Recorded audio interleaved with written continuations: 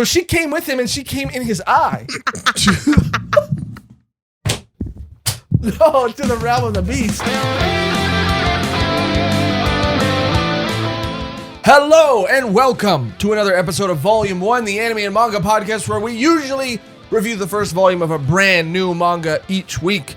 But today, it's more Berserk, which means that my name is Josh Marrow Michaels, half Marrow Michaels.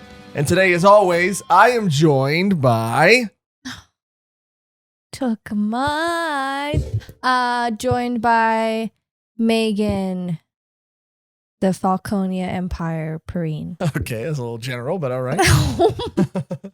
Cody, more cushion for the pushin' Decker. And I think we might have used that. We did. Did we? Yeah. Okay. You made the joke. I made the joke? Yeah. Okay. Then instead of that, Cody, the ghost pirate Decker. That's okay, a good that's one. better. That's a good one. That's a good one. Fudge. Look, I just want to Yes. say before we get started, obviously, thank you for being here. Thank you for tuning into another episode. Today, we're covering, of course, Berserk, the finale of the Millennium Falcon arc, and the sub-arc within that arc, Falconia. It all makes sense now. It's all coming to an end. We only have one more arc to go, which is bittersweet. I'm excited to talk specifically about volumes 31, 32, 33, 34, and 35. The most Berserk we've ever talked about in one episode before.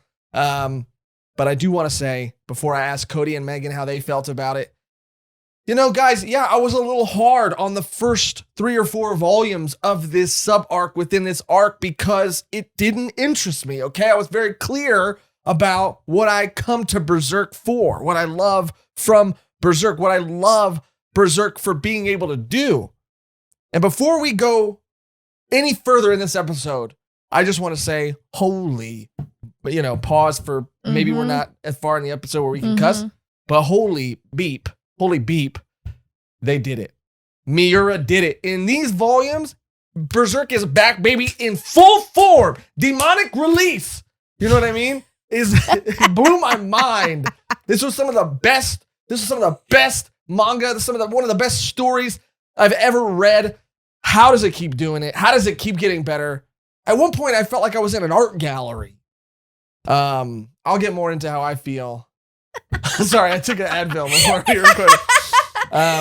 But Cody, Megan, how did you feel about these 5 volumes? And how did you feel that they compared to the first half? And like just your thoughts on everything. What they did tonally in the first half compared to the second half. I think mine will be shorter. I went through, this was definitely a roller coaster arc. I'm glad we did it in this chunk too. Because it was just like, okay, oh my God. And then there was one specific panel that I'm like, oh, that's iconic. I recognize that. And I just I was stuck on it for like a minute, just staring at it, just like feeling it.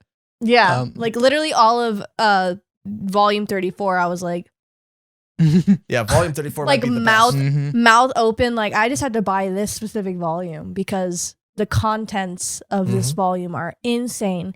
Like people are talking, yeah, but it just is like wow.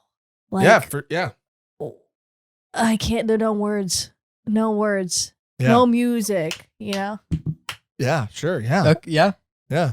Yeah, I don't like if you were gonna only own like especially for me because like the volumes I do own of stuff is so I can go back and reread it, and this would be one that I'm like, I need it. I want to go back to look at that page to like look at like all those splash pages and stuff. Yeah, like insanity. And it captures like a lot, like every aspect. And I'm like, I feel like I've grown to like about the series. So it's like these like character like that, those payoffs of like magic and fights and stuff, and then like even just like them going on like a little side quest. That was a weird feeling when it first happened, but well, that's the thing, dude. And before we're gonna go, I want us to all to be able to talk about like this arc and how we felt, jumping into it, especially the second half.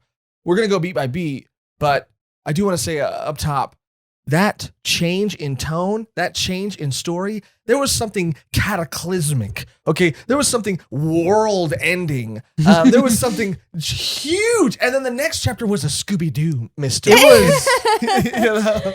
I don't know. I feel like I've said it before, but this is replaced. But it was the biggest shift in mood that I've ever felt from being like I'm hearing the orchestra I'm hearing the choir in the background, and then it's like, yeah, what the jump ship. Yeah. More like jump shift. Yeah. Sure. Yeah. And not only that, but it was definitely more like it was like, and if you're here, obviously spoilers, but it was like, you mean it's not about the ghost pirates? You mean the ship is a ghost? That's also a monster. That's also, look, it's awesome and I loved it. But it's just that it followed just like everything. I was reading it constantly being like, I can't imagine waiting months in between these. Oh, you're in the ghost ship arc right now? Especially if you're like, oh my God, all that happened. Okay, it's been on a hiatus for like 3 months. The next issue, they're fighting a ghost pirate? Oh, it's that pirate that I said I hope never returns. Who compared? You said Scooby-Doo? Yeah. I mean, the ghost pirate was full on like shaking out of fear. Like I can hear bones around you. Like, it was like the teeth clattering, and chattering sound effects. I'm just when you read it back to back, I think we've replaced like that feeling of anticipation for like the next chapter with just like how wild the shifts can be. Yeah. And maybe you're right. Maybe that cataclysmic event, world-changing event happened, and then there were months between chapters. But for us, it was like the very next page, and it was very much like, oh wow, Guts is fighting a ghost pirate who's like, not only is he like a cartoony like coward character, but they already beat. Yeah, they already beat him. I don't even think they're like, you get one of the most epic panels. Well, that's what's also crazy. One of the most iconic images of the Berserker armor, dude. It's what's on posters. It's what's on T-shirts. It's when you think of Berserker armor, you think of this pose. It takes place during this ghost pirate fight. And when he used it, I was like, and even characters were like, you don't need it for this, man. Yeah, I know. Yeah, do not. You don't have to go here. Is I looked at that image so much differently, and I looked at the bottom. And I noticed that now, of course, given context, that I could see the ship, like it's like the whatever is at the mast or whatever, that sculpture, that pirate hat sculpture, I could see it curling under his feet. And I'm like, if I would have known, it would have made this image way less badass. I love it. I want to be clear. It's the most epic, like, single page on its own. Something about it just really captures you. But then you're like, wait, for that? For the ghost pirate? And then I'll be honest, I missed when like the bulbous guy joined the team. Azan, he was on the ship. I thought he was a demon, but he just looks like that. Or he's just wearing armor. He won't take it off because I don't think he wants them to know who he is. Yeah, because they know who he is. Well, I don't think they do. Well, they would if he took it off. Oh, but they would if he took it off. Yeah. Oh, but they went. So when they left, and we'll get into it, but I do have a couple things I want to say. But yeah, when they left. And when Roderick, who, by the way, Roderick, awesome. Roderick is the goat. He is a great character. Yeah, he's amazing. So easy, just efficient. Easily slots right in. Yeah. You call him Guts boss, like okay, like what up, boss? Yeah, he's so cool. He was like, he's the guy version of Farnese in the way that like. I was like, in my mind, to me, I was like, I don't know how you're going to be able to redeem this guy. He's a fucking rich, spoiled asshole who doesn't, know the first thing about demons. He just wants to get with the royal princess as a scheme that is a zany scheme his buddy came up with. Him and his boys are scheming all the time. And just how he went from like, I mean, I still want to like meet her. And I'm like, what? And then he's like, yeah, you guys can come on my ship. Like, what? And then he's like, I'll go with you, huh? And then he's reveal like, on whatever the you ship, say, Guts. Yeah. The reveal on the ship. Like, it's just like, okay, Roderick. Yeah. Okay, you're hiding this. Yeah. But so we'll definitely talk about that too. But there were also a couple other iconic moments that I noticed too. Obviously, if you get the deluxe editions of the Berserk volumes, there's that same panel or that same image, that same sort of like, it's a picture that comes with every hardcover edition, and it is Guts. I had them upstairs. I saved them all, but it's Guts, and he's got obviously the armor on and the white hair and the sword, and that we see that. We see so many iconic moments of Guts, so many iconic moments that we've seen like throughout the fandom, online, everywhere. I love this story. It's back to me, and I'm padding because what I'm also gonna say is that we're coming in playfully jabbing something that we love. and this might be another playful jab, but as awesome as it was in the context of the story, I never ever realized until these volumes like how similar Guts and the Berserker armor is to like Batman and the Dark Knight. Like I never put that together, and I feel dumb. I feel like an idiot. The only time he really did look like that is when he was like half and half, because I think he just has the for sure when armor he's half on. and half. Yeah. Because like with the armor just on, he's just like, he's doing his shit. Well, yeah, but when you didn't get that at all. You didn't get that like a little Dark Knight vibe from him. Like there was a couple. Okay, go ahead, Cody. I'm gonna pull up a picture. I didn't. No, it's just every time I look at that armor, I just see like all the things that I've like seen reference that armor in like fantasy games. Well, there's that one part where he has like his eyes showing, like in the armor, and they're like, "Oh my gosh, Guts, like you're coherent in the armor," and he's like, "Yeah," and that, and his eyes are like showing. That was like Batman. Yeah, he looks like Batman. Oh yeah, I don't remember the specific. Oh, I see. You know what? That also, I mean. Yeah, that reminds me of another. I think it's called The Outrider or something. I don't know. There was a guy who started as a Batman knockoff, and then like that character got bought into DC, and now he does exist in that same world. But like, yeah, it's just like it's just a helmet with the slits like that. Yeah, I didn't think that was gonna make sense at all until you showed me that picture. But it's also because he has that big flowing cape, right? But then also he has these like the same like bat tenna things. And there's other panels where it doesn't look as armory as it is supposed to be and is. But yeah, it's that half and half mode that he's in. But anyway, all that to say, this was so fun. This was so fun. When you talk about Berserk so much, you can't, you sometimes I feel like I'm redundant or I'm repetitive, and I try not to be about like just how amazing this art is. But volume 34 might be, like Megan said, one of the greatest volumes of Berserk to have ever existed, because it is just all art. There's like hardly any dialogue in that entire volume. Crazy. Yeah, there's like a panel of a cart, and I'm like, oh, and I'm all right. Like, Jesus Christ, that's so much detail. Yeah. Sometimes I'm like, I can't speed read through this, I don't get to like skip through it, because each panel is like, Jesus Christ, I have to like look at that and like appreciate it. Yeah, and every team up or every sort of just like high stakes moment, some that you maybe have wanted to happen and never thought would, some of which you never thought were going to happen and did. It's all like here. And we'll talk more about it, but Zodd and, yeah. Yeah, I'm surprised that shot of Guts and Zodd is not one of the most iconic ones, too. Because it's like a much more epic and grand version of the Denji beam. Right. Bean. Team up where like, they're doing that. And like, because that's one of the most iconic scenes from Chainsaw Man. And like in Berserk, and for how like all the build up to it and everything, it's surprising that like, I haven't seen it on a shirt or anything. Yeah.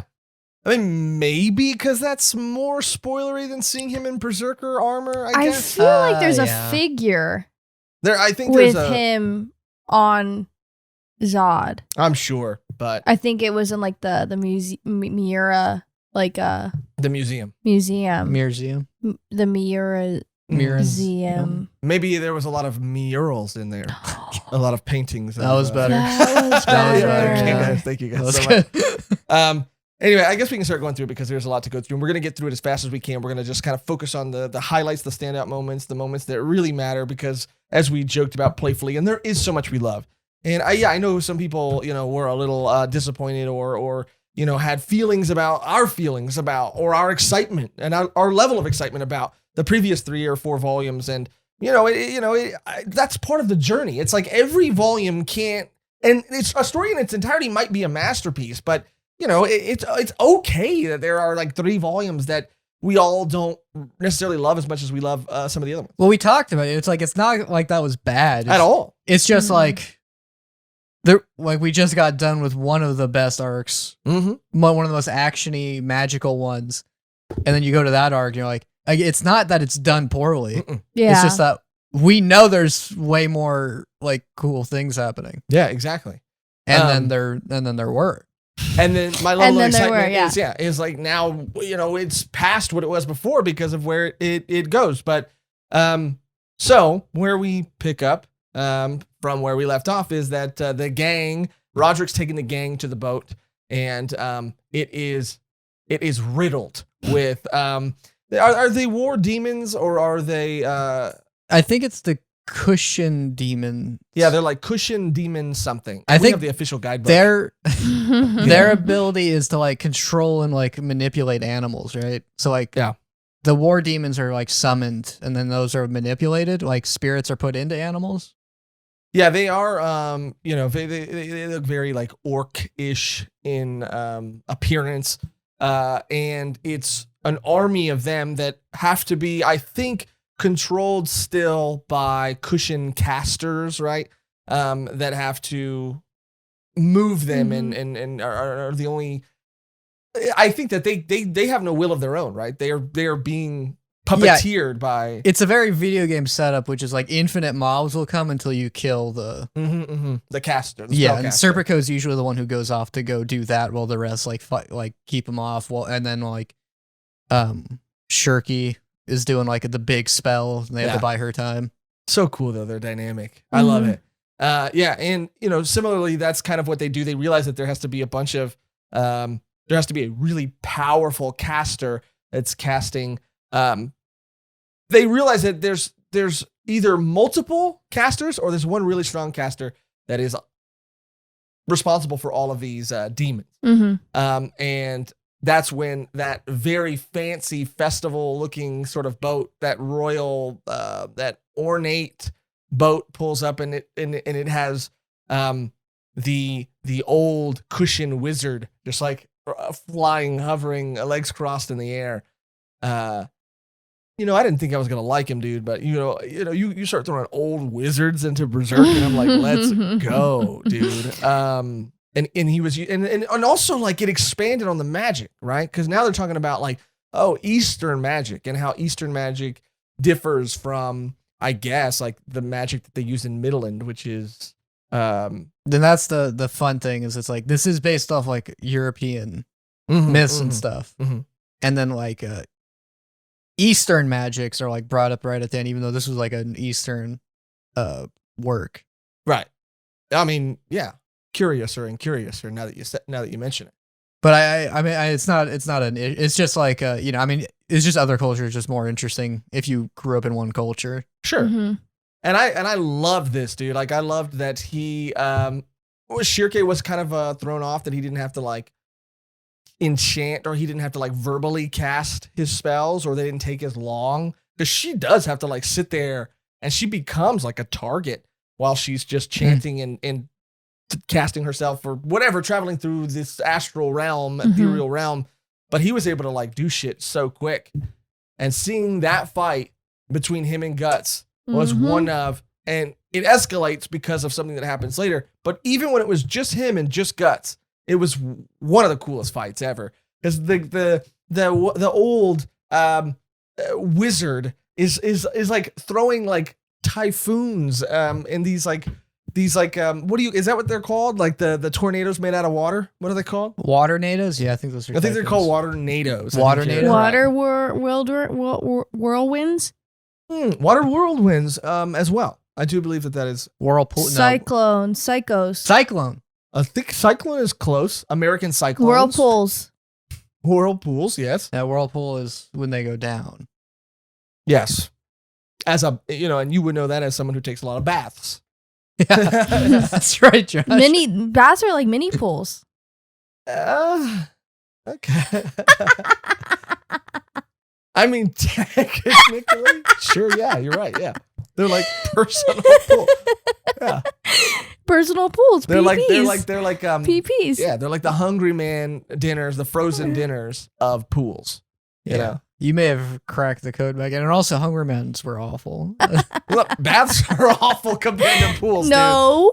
Dude. How dare you speak ill of baths, sir? You have no idea how many bath bombs I bought for Black Friday. And you're gonna give them out as gifts? No, sir. No, those are mine. Anyway, he's shooting cyclones at him, okay? He's shooting cyclones at him.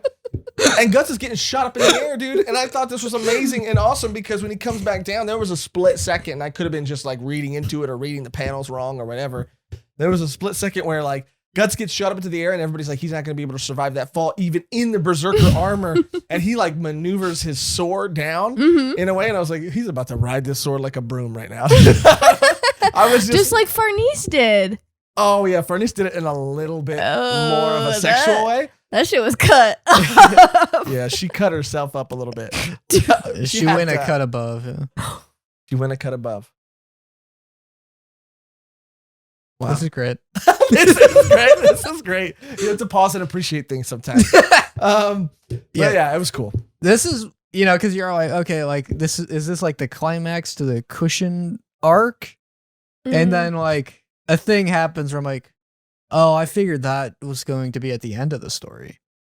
I didn't know what they were leading up to with this emperor guy or even what his role in everything was going to be. I felt stupid when they talked about the emperor and then they like talked about his powers. I'm like, oh, that didn't even occur to me. Yeah, I know. And I'm like, what? After all this, you wouldn't have thought. You wouldn't have put two and two together. Be like, I guess he's just really strong. Yeah. I guess he just is like so strong. Yeah. Like literally thinking, wow, everyone in this universe gets these powers from this. Except that guy. That's so interesting. Except that guy. Yeah. It didn't even feel like a theory. It was just like, yeah, wow, that's weird. How they're gonna explain that. Oh my god. Yeah, they're like, it's that. I'm like, yeah. Yeah, right.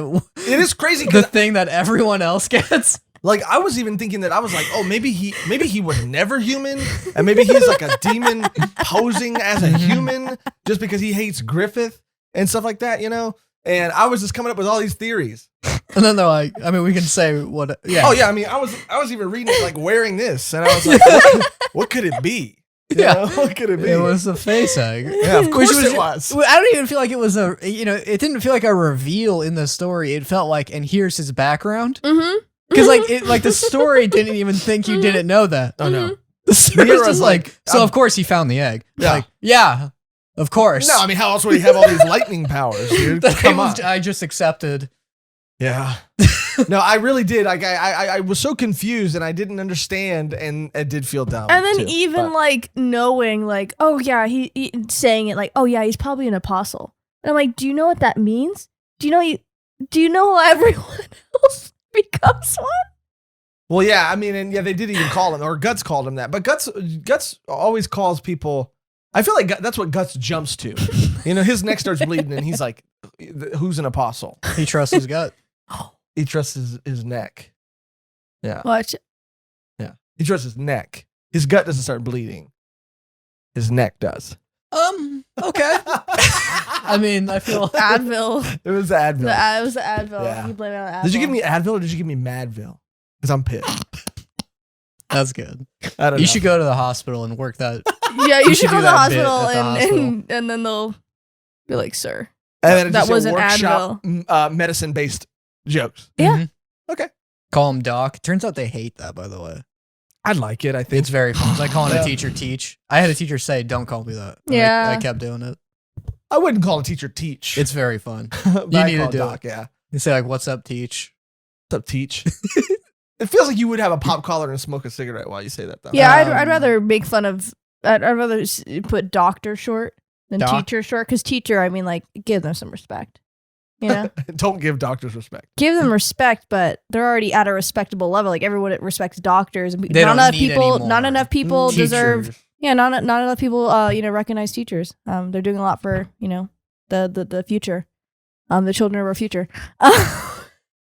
Okay, I never knew she felt this strongly. My mom's a teacher, and she's never said anything nice, about my mom being a teacher, but. Wow, that was a complete turnaround. Did you see that? I don't know. It's the evil Advil. It's the Madvil. Okay, what happened after that?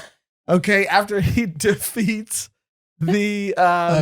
Never take a painkiller ever yeah, again. no, Just don't. deal I don't with know it. what's going on. I can't feel anything. I can't feel my face, dude. I feel like Lil Wayne right now. But.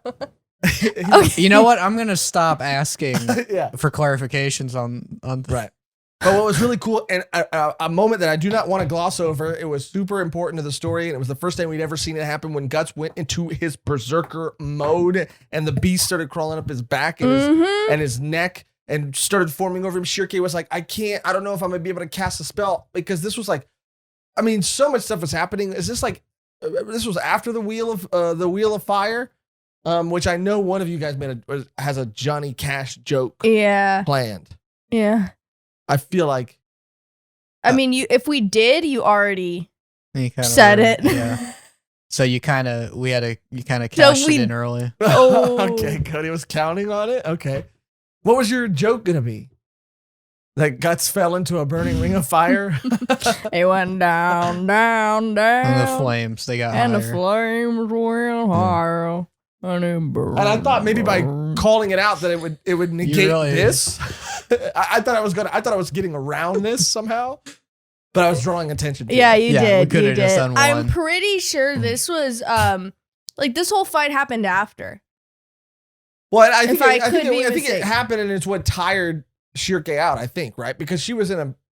Well, yeah, every time they fight, Schierke has to go get Guts out of the thing, out of the Berserker escape. Yeah, out of the realm of the beast. It's what I call your bedroom. The realm of the beast? That's pretty hot, dude. That's pretty hot. Holy shit. Good one, Cody. I think he was wiped out. I think he was exhausted. He couldn't even walk really because he had just visited the realm of the beast. You know? Oh yeah. The legs were a little shaky. Yeah. But Schierke was like, don't do this. Don't do this. Don't do this. And she latches onto him and she gets taken into this realm with him. She enters the realm of the beast as well. And they're in there together and she's in his eye. She's in his eye. And okay, let's get past this. We shouldn't have even ever called it that. Because now I can't talk about it and hear it any other way. I'm just excited about the story. Me too. So she came with him and she came in his eye. No, to the realm of the beast. Yeah. She came with him to the realm. And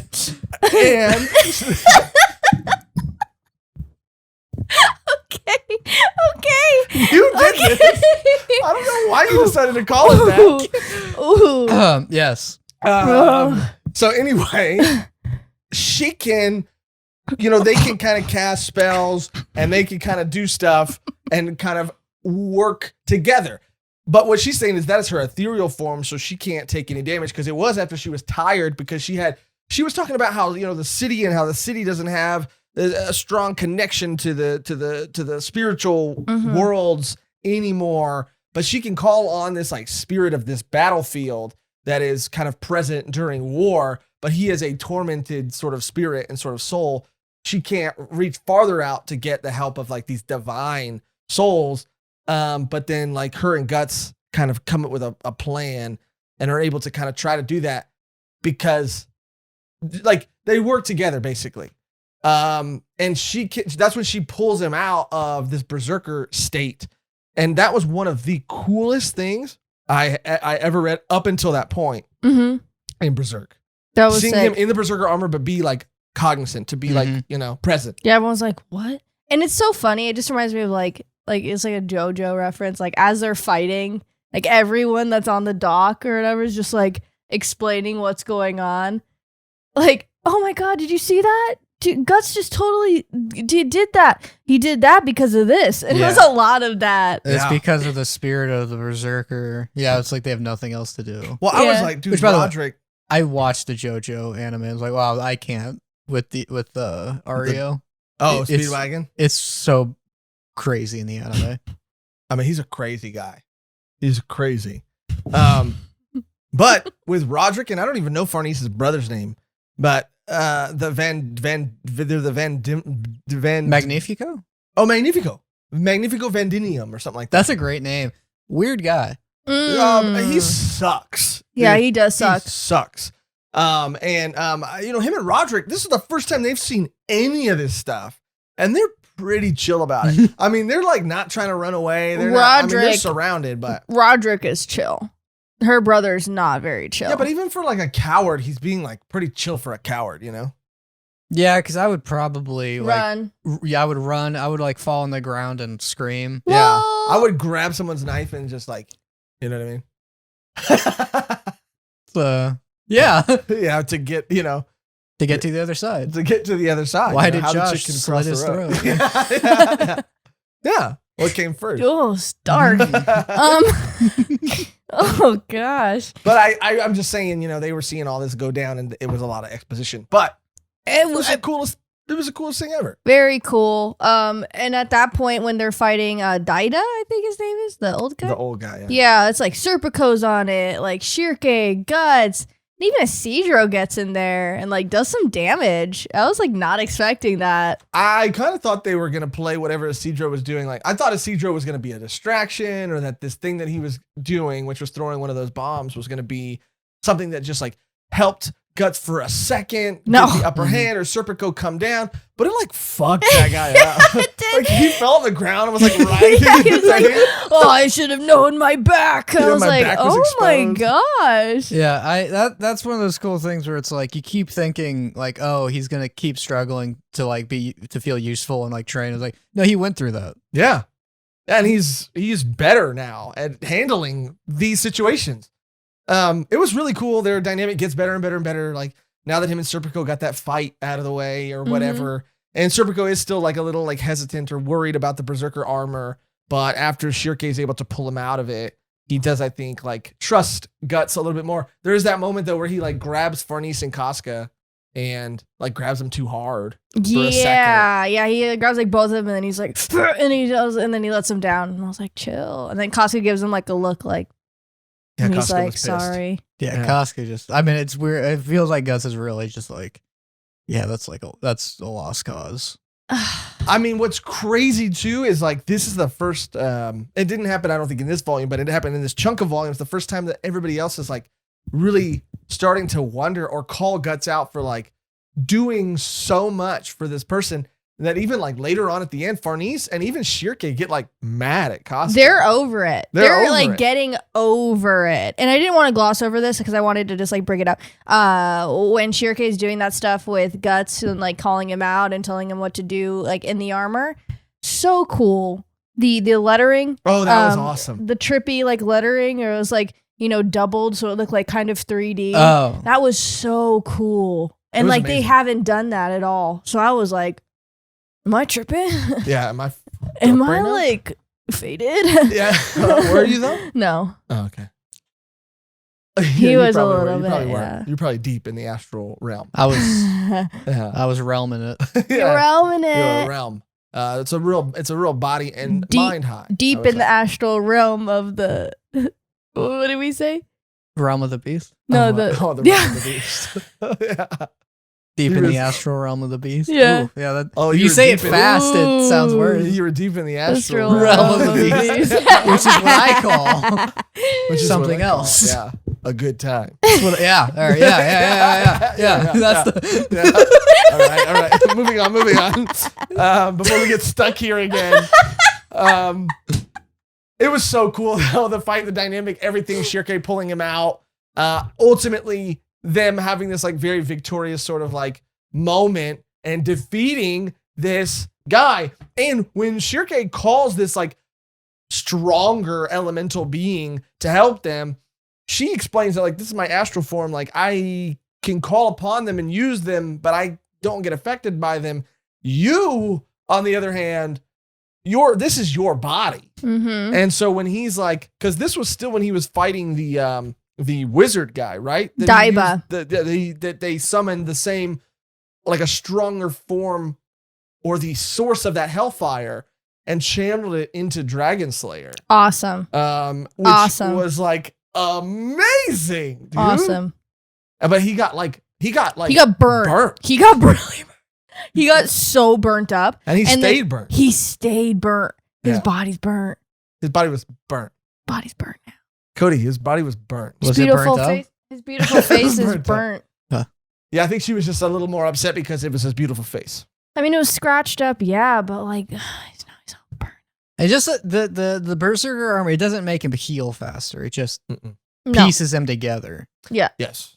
From what I've gathered, it just makes him able to fight. And not feel anything. And not feel anything, obviously. But it just constantly will like put him back together just so that he can keep fighting. Like you said, it doesn't heal him. And it doesn't even, if bones are wrong or not, like if he could still swing, like it just wants to keep going. But you think that fight's over, that they did it. It was this climactic badass moment at the end of all these fights. Guts is fucked up and you're, not sure how he did it, how he went toe to toe, and you're like, I don't know how he did it. It's always like that. And then you're like, all right, what's next? We're finally getting to that boat, and then that other apostle guy shows up, and this is what I said when Guts went to the tree of the spirit tree, when he was fighting Griffith's whole army of the new band of the Hawk. I was like, he's already fucked. There's no way he can stand a chance against them. And he didn't, but he had a little bit of help. Yeah, I was because I'm like, how are they going to incorporate these two storylines? And it is just like, oh, they're here. They just showed up. They're like, we're here to kill that guy, and it took a turn that I never. I was amazing. It was so fun. I think that's a shit because I think you guys are right that like you can't show that because it's like it spoils it. Probably because it is like really cool to like experience that happening. Yeah, but it's just like I would like to own that. I mean, and part of me wants to just make it, dude. Well, or find someone who already made it. Right, sure. Find someone who already made it legally, already owned, and it's like you didn't know who about copyright or anything. No, yeah, I will support. Just cool art. We'll support cool art. No, it's such a cool picture, and I can't explain to you like the emotions I was feeling as I was reading it, dude. Like, for it to build up and to be like, no, because I know where Zodd comes in to fight, and it is that thing. It was interesting being like, who am I gonna root for in this fight? Yeah, that's how I felt too. That's what I was kind of like reading it. I was like, I don't know like what the motivations are now, because at that point he's like, Guts, you're a pretty cool guy. He's like talking to him like, I don't like the God Hand either. Like, let's be besties. And Guts is Zodd does like the God Hand. No, I know, that's what I'm saying. You're talking about the what's his name? What's his name? Didn't I write it down? The wizard, not the wizard, the God Emperor, the apostle, the apostle guy. Something B. Oh gosh, I had it. I'll find it, but go ahead. I found it. Ganeshka. And he's pretty much like, join me. And, you've stressed her. Like, that's what you're doing, right? Like, that's what your main goal is, to like take down, the Hawk of Life, Griffith. And Guts is just like, yeah, it does sound cool. And I do like how you're rebelling against them, but I don't want to. I got too much stuff. There was a moment where I was like, is Guts about to team up with an apostle? That's what I thought. And I should have known better. I should have known. And I did, I think, ultimately realize or know in my heart that he wasn't. But I thought, like, even for that moment, was there a possibility that he was going to say, like, a possibility, a pseudo possibility, which it was because yeah.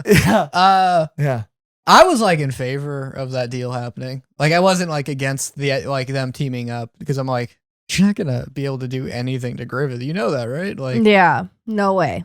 I mean, I still don't know how he thinks he's. Well, I don't know what he thinks he's gonna do. No idea what is like. You gonna hit him? Mm-hmm. Yeah, you're gonna go berserk. Yeah. But you're thinking that you like, you're gonna do your little thing. You close the manga. Wait a minute. Yeah, you're like, what the heck? But I do think that Guts is the type of person that would never take that bet, and I should have known. But even for a second, if it meant accomplishing his goal or being able to, and I also thought then that's how this fight was going to end. Because he had no chance. In my mind, he had no chance of, no matter what magical items or Schierke or Serpico, or there was no way he could win. So I thought they're gonna agree. Maybe Guts is gonna do it begrudgingly just for this one moment or one incident to happen, and yada yada yada. But then he says no, and he's kind of an asshole about it, which, more power to him. And that's when all of a sudden all these demons start flying in, and one of them is Nosferatu Zodd. Which, yeah, because I was like, oh, is Guts gonna die right now? I mean, yeah. I mean, I thought it was gonna be like, okay, or is it gonna be like Zodd is gonna be like, oh, as a fair duel, I'll return to my human form. You don't get to use your Berserker armor, and then they were just gonna have a very mundane fight, even though they both have these like super forms. Mm-hmm.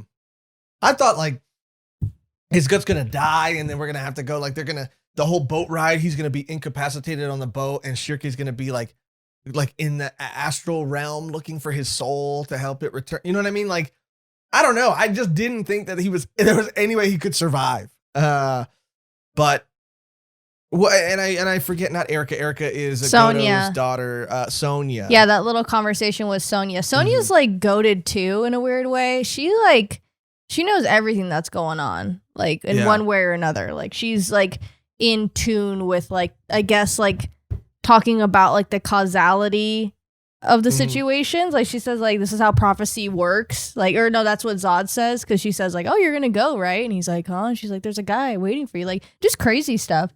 It's cool to see a character at this point, like be able to tell the other characters like, yeah, go there. Cause well, she also, you're going to go there and you're going to fork in the road with a sword. Yeah. And Zodd's just like, all right, I'll talk to you later. As far as prophecies go, that was a pretty straightforward prophecy. It was. Yeah, Zodd was acting like, what could that mean? It's like you've ran into this guy like several times now. Yeah. Like Who do you know? Who do you know who carries a big sword? Yeah. Who do you know that's one of his staples? Who else? And how many swords have cut you? I mean, you've I know. gone on about that. Every time you fought humans, you've gone on about how like humans haven't been able to cut me and so Oh yeah, wasn't that? I don't remember the prophecy. It was like the sword that cuts you. the sword that cut you will either like, cut you again, which I love that deal in a prophecy. yeah. That sword that cut you once will cut you twice, Right. or Cut me one time, shame on you. cut me twice. Cut me twice. Nosferatu. It won't happen Nosferatu. thrice. Nosferatu. Yeah. But I think it was a pretty straightforward prophecy, and he was like, yeah, beats me. I have no idea. That's beyond the realm of understanding for me. Yeah. I'm a soldier, not a, Professor. That was good. I like that. Really? Yeah, I did. I didn't. It wasn't good. It wasn't good. It got me out of a corner. You know what I mean? It got me out of a really tough spot. So I liked it. But Sonia's crazy. She's also I think like a really good manipulator. And maybe she's so good at manipulating people because she is bought into this thing 120%. But I do feel as if something is still off with Sonia. Like maybe she just believes Griffith. What? Oh no, just I think that if Griffith gives you power, you get put more under his spell. Right. I mean, like you start falling for his charms a little bit more. Yeah, and especially if she's like a kid, I would assume like it wouldn't be that. It would be like way stronger on her to like indoctrinate. Yeah. Because she can see what these demons do, right? And I think a normal kid would be like, that's horrifying because the demons do eat people and stuff. So yeah, which is also what makes something else that happens later like crazy. And again, like I can't imagine like maybe somebody has tuned out and is now deciding to tune back in. Welcome. But I want to say volume 1. Yeah, this is volume 1. Thank you. I hope your I hope you do well on your test. That's for one. Jerry. Yeah. Okay. Well, now you Imagine specified, but imagine Jerry. But I just want to say that like this is one of my favorite stories, if not my favorite manga. Like it's up there. So I also want to poke a little bit of fun at a moment where there is that moment with Sonia that does happen way later, and maybe we'll go more into it when we get there. But something happens, and then everybody is blown away. Oh, by yeah. this thing. And it's like, what did you think those were? What did you think? I know. I was like, you really now? Like now? That gave it away. Now that gave it away. Not anything else. Not the way they looked, spoke. Yeah. Yeah, it's I like walked around like this is That's the way they were just chilling in trees in the woods. the Yeah. guy with the living bow with an eye on it that can like Yeah. teleport. That ghost thing that's over there. Yeah. Yeah, Oh yeah, the no. guy who disappears into black cloaks. Yeah. And Really? everything. Yeah. Not Anyway, Nosferatu Zodd's that too. that face. That face? Yeah, okay, well, I mean. Yeah, was anyway. that the one the guy who publicly threw a guy on top of a tower?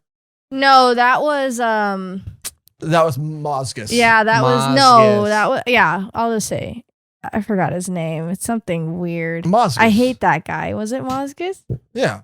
I am the Berserk official guidebook. Oh. But anyway, yeah. So Sonia, something's up with Sonia, but she also Wild. who? Who is that? Oh. That was the guy. No, Why this was- isn't the guy. Yeah, I remember I don't when they're remember in the that name square. ever, but- That's the guy that has like the horse face. Yeah, but I thought that was Zodd. I thought Zodd has like a horse mid form. Yes, Zodd does have a horse mid form. This is distracting me. Yeah. It's very distracting. But my point is this: Sonia's sus. Okay, Oh. and is that on your sus sonar? and it is on my sus sonar, and Sonia sonar. Yeah. It was a stretch. yeah. It was a stretch. But yeah. So they get to this point where I mean, I forgot where we left off. They get to this point Pretty much. where they need Zodd to be able to defeat this guy. Sonia gave him this prophecy. They team up. Yeah, because Zodd Yeah. can't physically affect him, Right. but the Dragon Slayer sword can, Mm-hmm. and they have a very like. This just gives me just the feel of like action movies a lot, Yeah. and that thing of like, well, I guess we're gonna have to work together, you and I. Yep. Yeah, he pretty much has a Dragon Slayer like on his head. Mhm. And he's like, why would I work for you? And he's like, because I'm going to cut your head off. And he's like, okay, let's go. That'll do And he's it. like, He's like, you're cut a f- me twice. Yeah. And then he remembers the prophecy. He's like, Yeah. But what did that prophecy? What what did did it that say? What did it say? He goes, you're going to fly the way I want you to. I was like, Which is so sick. badass. And then to see Guts on top of Zodd, like holding his horn in one arm and holding, Dragon Slayer in the other, and like riding, like Yeah, it that was was so crazy. definitely like the wildest, like just image, just scene. Well, and because the guy has lightning power, so lightning's crashing Mhm. behind them, and they're like piloting through, like Over typhoons and yeah, it was amazing. I thought Zodd and Griffith holding like a little fairy tale holding Charlotte's bed up was cool like, across the moonlight. Yeah. But this was like next level. Yeah, definitely. Yeah. Like that was that scene was like, all right, this was worth this build up. Yeah. No, yeah. And that moment, like it had such a cool payoff because they are working together. They are able to do it. And Zodd and him, like they do have this like respect for each other. And it is even shown like once they are able to defeat him because Schierke uses her, insight into Oud or whatever, to see that like The secret of the Ood. a secret of the Oud. And again, I've said this in a previous episode, but Oud is like a Doctor Who alien, and so that, I mix them up or think one's not called the other because Doctor Who, Witch Doctor. Witch Hat Atler. Ooh. You guys wanna get- Ood. you guys want to get food after this? Oud. Food has Oud in it. You can't That spell sounds food good. without oud. There we go, and that's what we needed. To move on To move on. to udon. Udon, we can get udon. Well, I kind we're of thought back. that was going nowhere for a bit, but now that you brought Yeah. that up, But she sees his weak spots between his eyes, and that's where his like, even though he doesn't have that's his ethereal body, is also he's able to Project project something far away. it's Yeah. just, so I have his unibrow is his weakness as his source of power. Yeah, and we did kind of gloss over a little bit how the other guy, the Western or Eastern, I guess I should say, the Eastern old man wizard had that Daida. that serpent water serpent Mhm. thing with like Yeah. And that's where they all fought together to get that beast. at bay. In the bay. Yeah, beast in the bay. Yeah. But they're able to defeat him. And look, that's what, we got a lot of ground to cover, so we might be moving a little faster, be a little all over the place, but it's also that in that moment, at the end of that moment, that you realize how much respect that they have for each other, because Zodd looks at Guts, who is like done, was done before Zodd got there. Yeah, I know. And is more done now. He's And like he- literally on the floor. And he says like, are you ready for our fight now? Basically, like, well, and Guts did say that earlier, like, we can fight after, like, we'll fight to the death after. Do this for me and we'll go fight. Zodd's Oh, like, I read that as Zodd saying it. I think that was one of those ones where it's like squiggly, and I didn't see exactly who. I thought it was Zodd. I thought Zodd offered the truce in the beginning. Maybe I misread it too. I don't know, but I read it as Guts. You read it as Zodd. Let us know who it really was. But in that moment when they're on the ground, it was so funny because there's Zodd, a goon apostle. Well, Zodd was yeah. like, all right, now you ready for our fight? And I there was no way I thought, but of course he is Guts. Like, he does get up, like he does stand, like you see him like grab his sword and prop himself up, and what a cool moment, man. And Zodd makes that excuse for him. Mm-hmm. Yeah. He's like, all right, we don't have to fight now. Yeah, it was the thing of like, we were sent here to kill that wizard, and now our business is done. And I there was like a goon apostle, like, why don't we kill him now? And he puts him, he's like, put you knucklehead. Yeah. He's like, but it was, he was like, yeah, forget him. Our job's done. Let's get out of here. And he looks, I don't even think he did this, but in my mind, like, Zodd looks over his shoulder and he's like, and he's just like, he gives him a slow nod. Yeah. And he's like, I don't think he slow nodded. no, he didn't. No, he winked. He winked to him. And that was just, I think, And he said, I like the cut of your jib. And then Zodd went, oh, the prophecy. and he's like, oh, I feel so stupid. I like your cut, G. I like your cut, G. Guts Mr. G. G, yeah. Mr. G. Thanks, Mr. G. Harley. I don't know. Mr. J. What's Mr. G? Bro? I know, but you guys don't get the joke. I got it. I like What do your cut, G. It's a meme. Anyway. No, I got it. And No, then- we were just, did you were get it? guessing yeah, we ending got yeah. it. But I didn't G seem like you is got also the first letter in Of guts, Guts. so we were saying it works even better. That's what- which you didn't react to, and now I didn't Well, get that's it. why I doubled down. It was like a whole thing. Because Cody even said it. He's like, "Oh yeah, Guts." Like, and I was like, "Yeah, Guts." I thought that was This is another why- layer on top of your joke. you know, that you were sometimes it's like, oh, you overstress the joke, but sometimes you have to. yeah. It wasn't even just we said the reason it works. And then even when you were saying it now, I was like, "No shit, Cody. That's why she said it." And then you went like, "Oh, yeah. Ooh. Ood. You guys want ood?" No.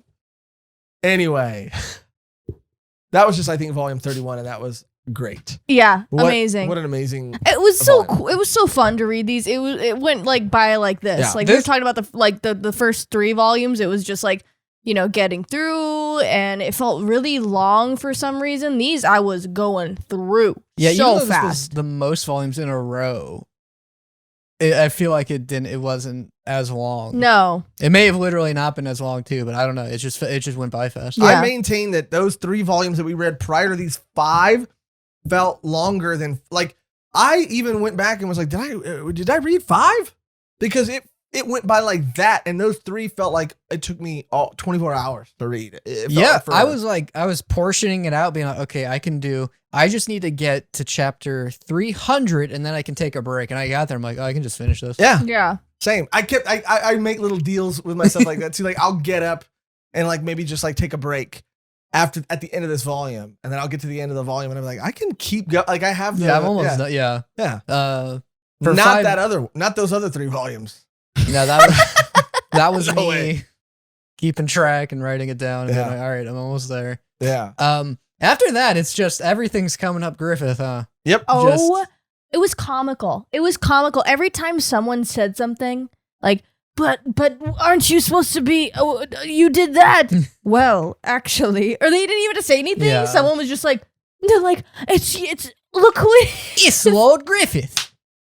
Didn't he die? Charlotte? Oh, I thought he died. He did. Is that the Pope? The Pope. Dude, that was the Pope falls in love with him. Well, dude, that was Just so crazy. nothing can go bad for this guy. Like nobody believed it, and like Griffith knew what he was doing too. Like he unveiled those things in a specific order. Oh, he yeah. could have shown up and been like, by the way, Charlotte's with me. The Pope guy's with me. Yeah. Blah blah blah. He's with me. But he purposely went up with nothing and was like, yeah. So I'm like, kind of like the ruler of like Midland. I'm like the main army. Yeah. And like all that. And they're like, oh, what authority?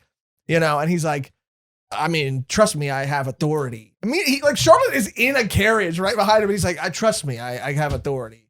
And they're like, what about royal blood? Like, we only give our respects to those of the royal bloodline. He's like, bring her out. Bring her out. Then Charlotte comes out. Then after that, they're like, bring her out. well, we bring don't her actually out. know about if royal blood is enough. And he's like, they're like, maybe we need the Pope's approval. And Griffith's like, you stupid All son of right. bitches. You can come out, Pope. You can Pope, come out. Come on out. We Pope. just call him Pope. Yeah, what is his name? I don't know his name. Yeah. I don't know. All right, Pope. I hope I can meet the Pope one day and just call him that. Oh, All yeah. right, Pope. It's like teach. Yeah. What's up, Pope? What's up, Pope? It's the more you say it, the more like folksy it sounds. Like it should be like the nickname for like Bring out the Pope. What's up, Pope? bring the Pope out.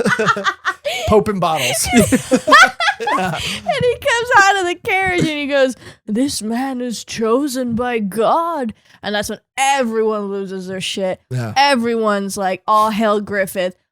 Love this guy. This guy can't do no wrong. Yeah. It was just so funny. Like just the production of it. Oh yeah, dude. And then there was one part where I thought he died. I thought he just fell over and died. Silly Which- Pope. I was mean, like, is he that how has they the- bow? I mean, what is that He like? has the ability to do that. That would be the way to do it. You make the Pope announce how great you are, and Yeah. then he like dies. Like Yeah. you're like, oh my god. Griffith didn't even respond. He's just like, See? Yeah, it was like Cody when he gets into has a coughing fit. It's like he does this. But he really did show up and say like, I give him my blessing. And then the way he bowed, he fell to his knees and then fell face first And into the dirt. they like talk about it. Like in the moment, people comment like that's a bit much, right? I feel like am I remember like the Pope kind of defends that where he goes like yeah. it's called prostration. Yeah. The Pope's kind of like that's what you do when you're But the Pope is also kind of like, and you said maybe it is a spell and it's like under Griffith's charm, but he's like also, like super into he Griffith. is Yeah. super into Griffith. Yeah. Griffith is like, I don't know. He does. I mean, he was in his dreams. Yeah, He's like, I've yeah. known him, but I just met him, and everyone's like, what does that even mean? Yeah, the Pope is like, yeah, I know a guy, and I just met him, but I feel like I've known him my whole life. Yeah. What is going on, Pope? Pope, when did you become a Pope. 16-year-old girl? And was it before? Was it before these moments when like the cushions came, and we're about to like mesh shit up? Yeah. Well, yeah. Dude, there's like one cutaway scene to that resistance group that I keep forgetting exists that like rescued Yeah. that like Oh yeah, Owen. that like town of like just hot blondes. I think And that then- happened like towards the very, Oh. very end, but it does cut to them and kind of show them, and they have this like whole plan because that was that messed up. was when like because they did defeat that. Even though like him and Zodd defeated the Emperor, Mm-hmm. they just defeated that astral form of him, and he was still back in his chamber, like his human form or whatever was still intact. He was Yeah. hurt though. He was pissed. He had like a scar Yeah. into his eyes, and he was still hurt, but he was in that city, where all the monsters were at, and he was where he took all those girls hostage and stuff. So I don't think they break them out till later, because that's when everybody has the dream about the mist coming through. But before that was like there was that, and we don't have to like be here for too long, because it Mhm. was just that like the Kushans and the Midland Army, the big Midland Army and the big Kushan Army, like they sort of like cross paths, and the Kushans way outnumber the Midland soldiers and are gonna wipe them out. And that's when like Griffith's army shows up to just help them. That's when they have that whole Oh. conversation. That's when they Griffith show and Charlotte, the Pope. Yeah. yeah, Griffith- Griffith and Ganeshka, right, have that convo too. Is that later? I think. Yeah, they have like a talk, and They it's have a just talk. I'd rather you attack my city. Yeah. He goes like, "Why don't you just sit this one out?" And that he was tells him, crazy. he's like, our battle's not going to be here. Mhm. Our battle's going to be, which we do find out later that Griffith was manipulated. Like Griffith needed it to be there. Mm-hmm. Mm-hmm. So he was like, yeah, here we're not going to fight here. Like, take your troops and retreat.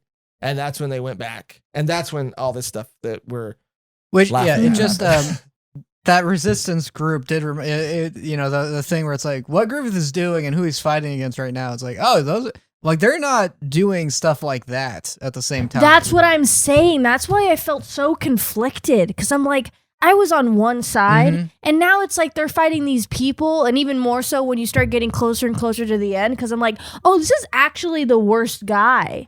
But Griffith is the worst guy. But what is he doing? He did all that for just this thing? Well, Griffith's is he going to do been the more? worst guy. Is he going to do more worse stuff, or is this the worst of the worst?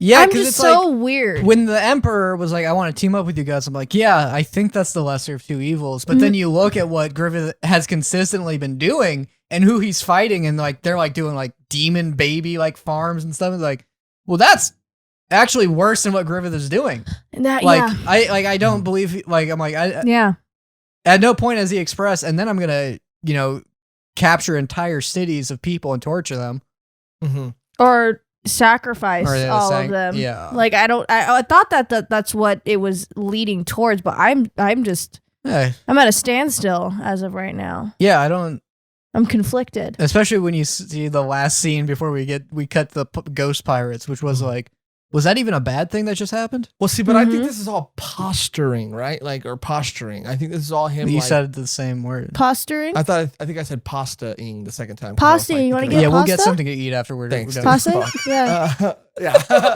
Finally. No, I think he's trying to... And a pasta. He's in a pasta. He's in a pasta. No! I think... I kind of cut away from me, too. Anyway, I think... he's trying to put his best foot forward. He's trying to maybe he doesn't need, but I think he is trying to show people like, I'm the good guy. Yeah. That's what I thought, but he's doing like okay stuff. That's where because I like at first it is like, okay, like I feel like he has the power to just do what he wants in like a second, but he's building up the myth of himself. But then by doing that, he's now like saving what I think now is way more people than he caused to die. So, but when these people are exposed to now trolls and exposed to now dragons, or at a certain point, when they're now and I guess, what is the difference between that and like plague or war, which they might have ended up being in anyway, I guess. But I get what you're saying. I mean, I don't know if it's one's worse than the other, but it does seem like he's all doing it for himself, though. That's like, he's pretty selfish. Well, yeah, that's where you can get it, because it's like he's selfishly propping himself up to be the savior of mankind, but then he is doing it, and that's just where it like I'm constantly switching who I'm rooting for in this war here, because it's like if he wants to be seen as the hero of man, so he's saving man. Is that unless like at the end he then goes like, and I'm gonna sacrifice all of you to get like a second egg. I'm gonna become even more. I'm gonna get like fangs this time or something. Yeah, I want fangs. I want fangs. Sacrifice all of you guys. I'm sorry. I can't get them without. I asked, and they said no. They asked, and they said I had to sacrifice another group of friends. Yeah. So I had to make new friends. And it's like they all have fangs, and they didn't have to do it. Yeah. It's just like I just think that's funny. Yeah, I just think it's like hilarious. When I ask for something and I don't get it. When I made so many sacrifices, I've done so much, and I can't get a damn fang. And ask what's Guts, a guy dude. got to do to get Ask some fangs Guts, dude. around here? I've been saying I wanted fangs too. This is like it's not like a new thing. Like him. I wanted fangs forever. I always said I wanted a kingdom of my own and fangs underneath that. And I got the first one, and I thought I'd be satisfied. Yeah. Because they asked me, "Are you sure you're gonna be okay with just the kingdom?" And I was like, "Yeah." Like, yeah. Spent my whole life. Yeah. Pretty sure I'm happy with the kingdom. But you can't have a kingdom without fangs. You look like an idiot. You do look weak. Yeah. You look weak. See? I'm No not intimidation. I can't. Weak sauce. No. But So it's he got his fangs. it's so crazy too to see all of this unravel too. Like as all he's talking to all these people, and they're all like buying this story, and he's like betrothed to Charlotte now, which we kind of knew, but it's kind of said now. It's just like, wow, he did it. Like he did it. Like he did it. Yeah, it's like a whole volume of just like he did it. Of Griffith being like, you could just play his happy theme song. Just what do we got here? Never had to knock on wood, but also like he was just like I've mentioned in the past that like I don't know why he was doing all that stuff, but I guess it was for this. I guess it was all for this conversation or for this like conflict to like not have to happen.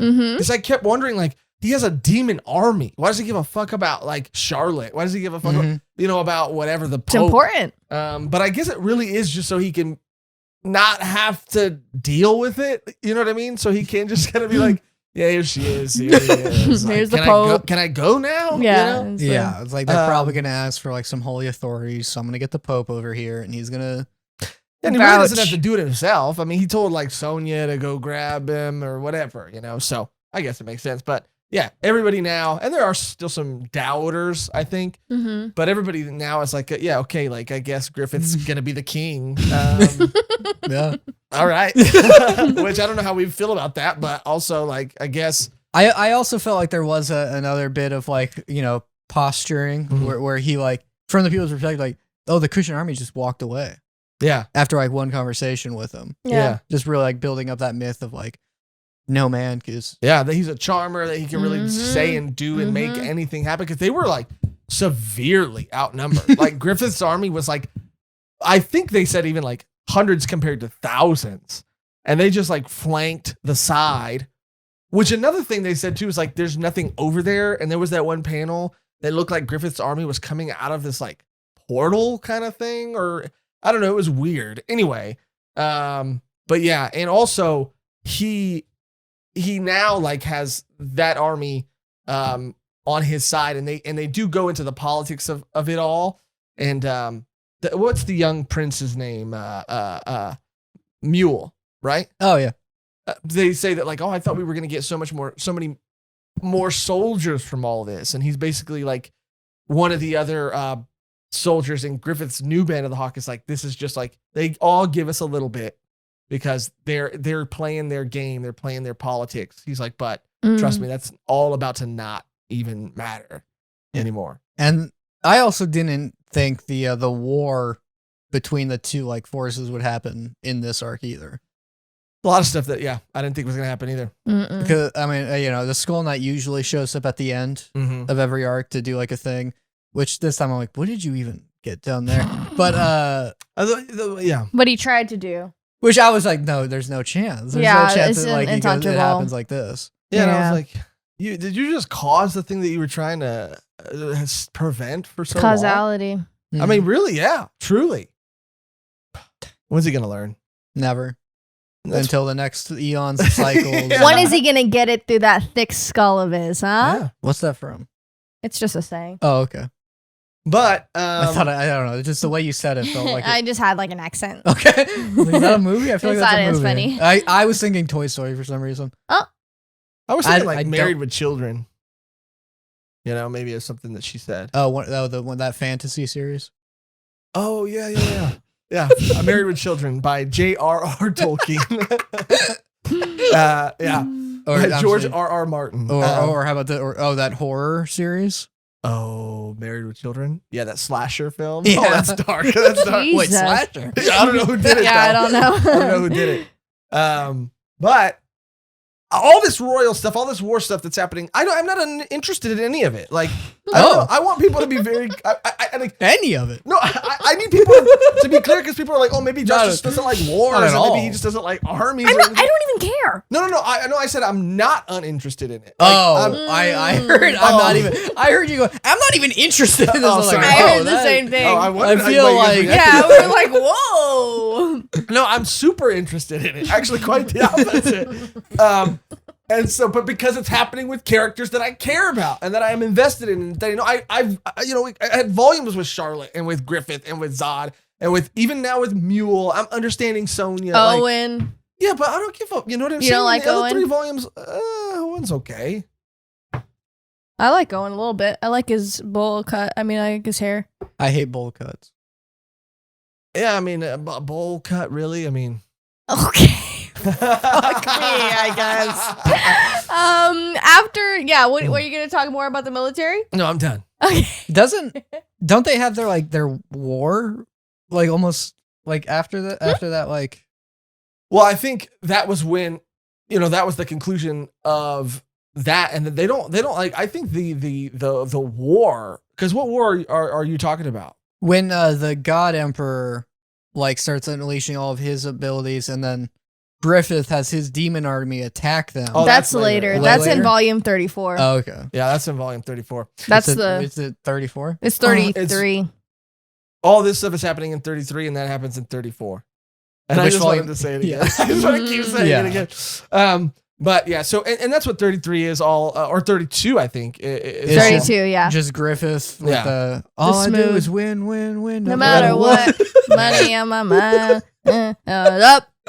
And they say that. And 33 and 34 are actually, two of them together, I think, are the best. Honestly, volumes. yeah. Like, we have, like, great moments with, like, Schierke and Farnese, and Farnese finally being able to hone her, like, magic ability, and just, like, on the ship. It's so great. They're finally on that ship. They've been on that ship. They have the first run-in with the pirates. So, which is actually their second run-in with the pirates. So, Isidro had the first. Isidro and Schierke had the first run in, and then they don't even know that they're on the boat that the pirates are after. Like, the pirates are just like, here, we had an honest job selling slaves, selling child slaves, and then these other kids came and ruined it for us. So we're back to pirating.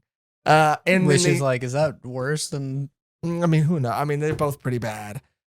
I'll say that pirating is better than child slave. Yeah, I would say so too. Well, I mean, who knows what they're doing, because they're maybe R-wording and pillaging, you know what I mean? Like, I mean, I guess that's more Viking stuff, I guess pirates do the same.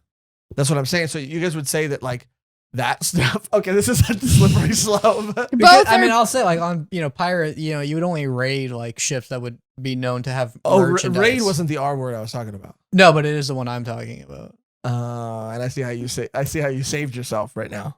I didn't save myself. I see how you saved yourself. I didn't save myself. I saw you trying to sneak that in. I didn't say anything. Block the plank. Well, dude, this guy, by the way. And then, how about doing some planks? Oh, yeah, we could bring that back. I don't. Never understood why it was a thing in the first place. I don't get it. I've never done a. Yeah, no, me either. Like, look at it. It hurts. Oh, okay. I'm not going to. Yeah, I don't think I did it out of spite. You get results. I don't think so. You plank? I know of people who plank. Oh, God. What is wrong with that? We're talking about exercise, right? No, he hasn't. I exercise. Planks are exercise. Yeah, but I guess more specifically, having a heavy fork is not exercising. That's not a plank, dude. That's something else, dude. And first of all, have you ever ate something before and felt like your jaw's getting a little worked out? Like your jaw's getting a little chiseled? Like some steak? Yeah. Yeah, steak, pork chop, maybe. What else is getting your jaw worked out? The beast of darkness. But anyway.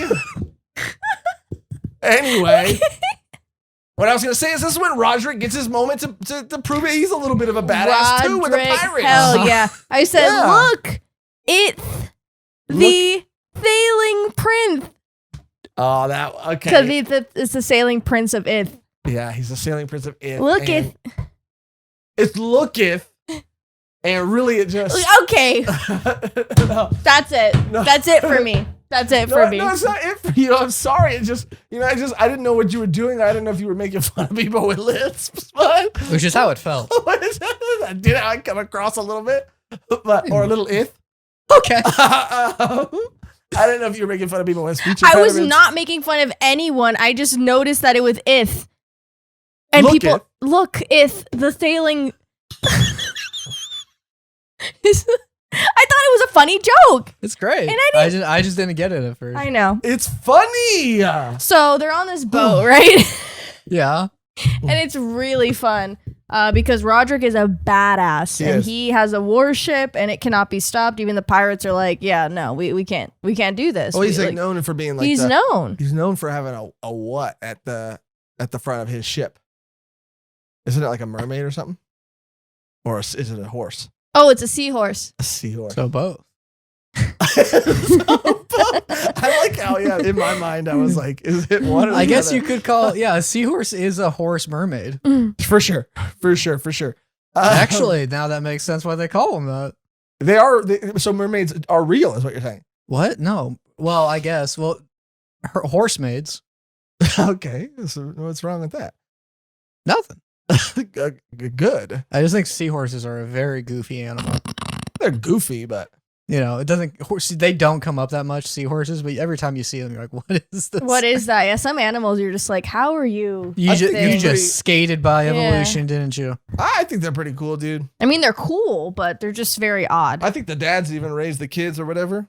They give birth to the kids. They give birth, and I think that's really what I like about them a lot. You know how they measure the speed of or the power of boats?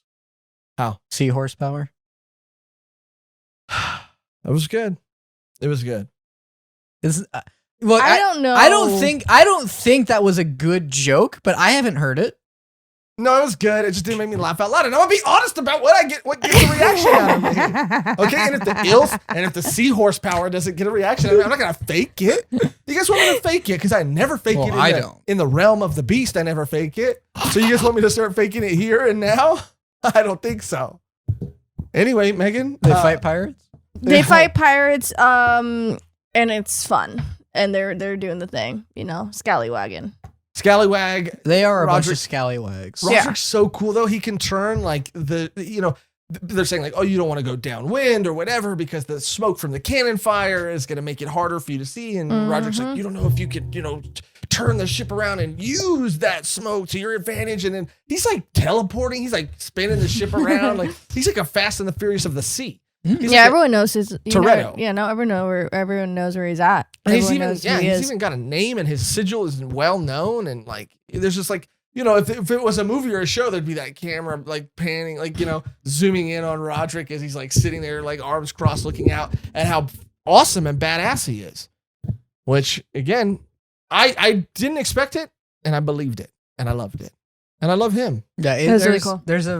It's a charm that I don't see too much where like a character is brought in almost at the last minute and then they're just like, great. Awesome. Well, you're talking about a character being brought into the last minute. There's another character. I mean, she's on the cover of the official guidebook, and she comes in at the very, very end. And I'm like, what are they gonna do with her? Like, we just met her. Yeah, I'm surprised I haven't seen images of her. No, I know Yeah. she's been well hidden.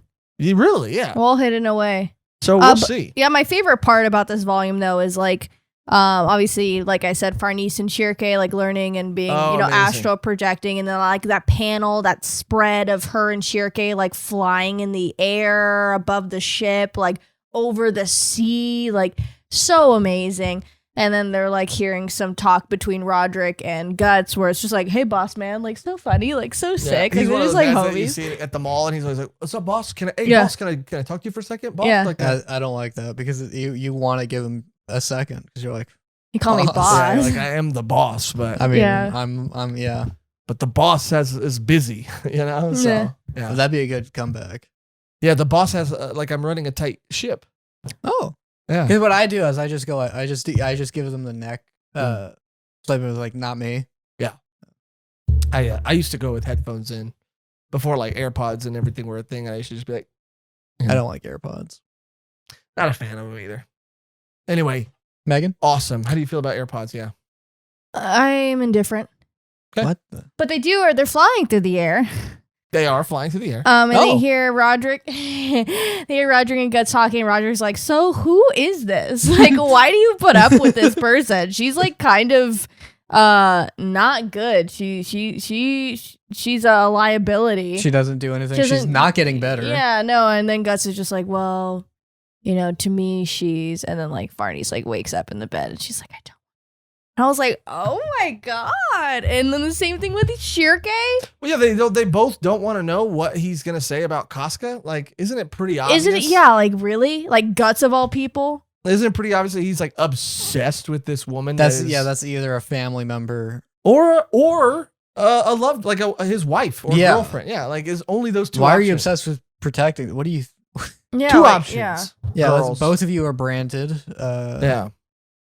But yeah, they both. It was this moment of like, damn, Guts has really got it like that. I guess because like Schierke comes out too. She's like, Schierke's kind of like even not catty. I mean, I'm being dramatic, but she's also like coming out of the ship, and she's like, well, at least me and him had that moment that was only between me and him. We have something between only us. I was like, damn, Schierke, chill. And I was like, okay, sure. Yeah, like cool.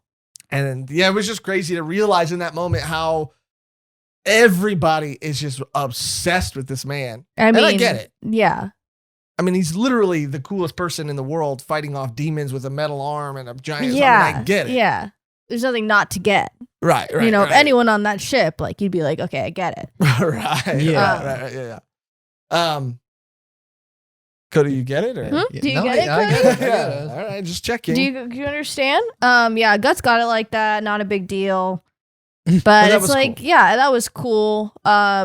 It keeps going on where Farnese is like, just like actually like had enough. Like, because they kind of put that all on her to deal with Casca and like that responsibility. And like now that she has feelings for Guts, now it's like, you idiot. Like, snap out of it already. Like, don't you see like how much he does for you? Like, it was pretty, that scene was pretty crazy. Yeah, he's like, I don't like, every day now he like gets that wolf armor and breaks every bone in his body. Mm-hmm. Maybe you could like say thank you.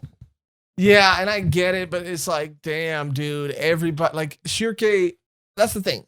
Roderick's still walking around the boat telling everybody that Farnese is his fiance. He has no idea. I think that, like, Farnese is, like, has this weird relationship with Serpico, and Serpico feels this way about her. At the same time, she feels this way about Guts. I mean, she's complicated. She's got a lot going on. Mm-hmm. You know what I mean?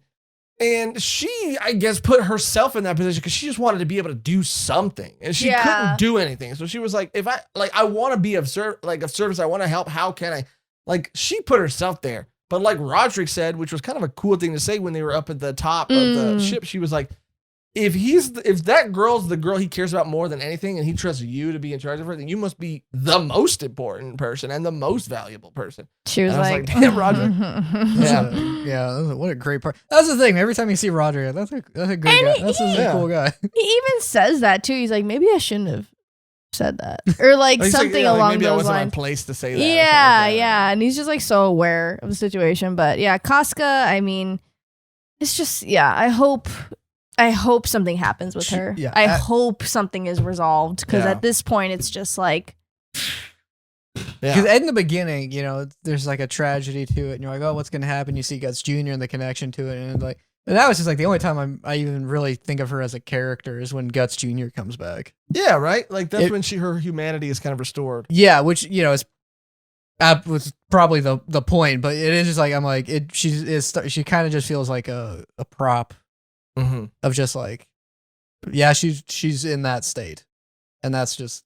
He's going to glare at Guts, and he's going to go, I'm sorry. But I know and I understand, and I love this story, and I think the pacing of the story for the most part is awesome. But it's just like I and again, maybe this was like purposeful, but I just don't see her as she is this version of herself more than she was ever that old commander. You know what I mean? Like, you saying that made me forget that she like used to have like a personality.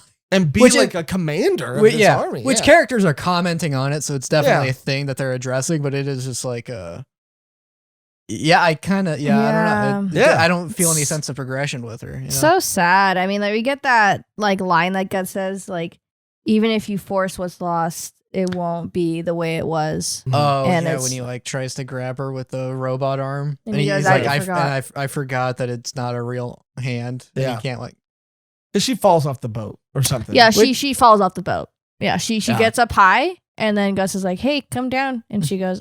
And that's what they got. And then she falls off the boat because Guts was already injured and like bedridden, and he shouldn't have jumped in after her, but he did, of course, and got more injured and whatever. Mm-hmm. And I did like that little bit of dealing with him. He is he is missing an arm, so he does deal with the effects of like phantom. Yeah, phantom limb syndrome, and like I don't know, you just see that little bit of him like, he's actually pretty upset about losing an arm. Yeah, his face is like, oh, You have the whole thing about, I mean, the arm that he's missing, he cut that off to save her. Yeah, it's everything he's ever done, every hardship he's ever endured. Like, not I guess since childhood, there was hardships with Gambino and with other people, but a lot of what he's gone through in his adult life has been because of Griffith and because of Casca, for sure.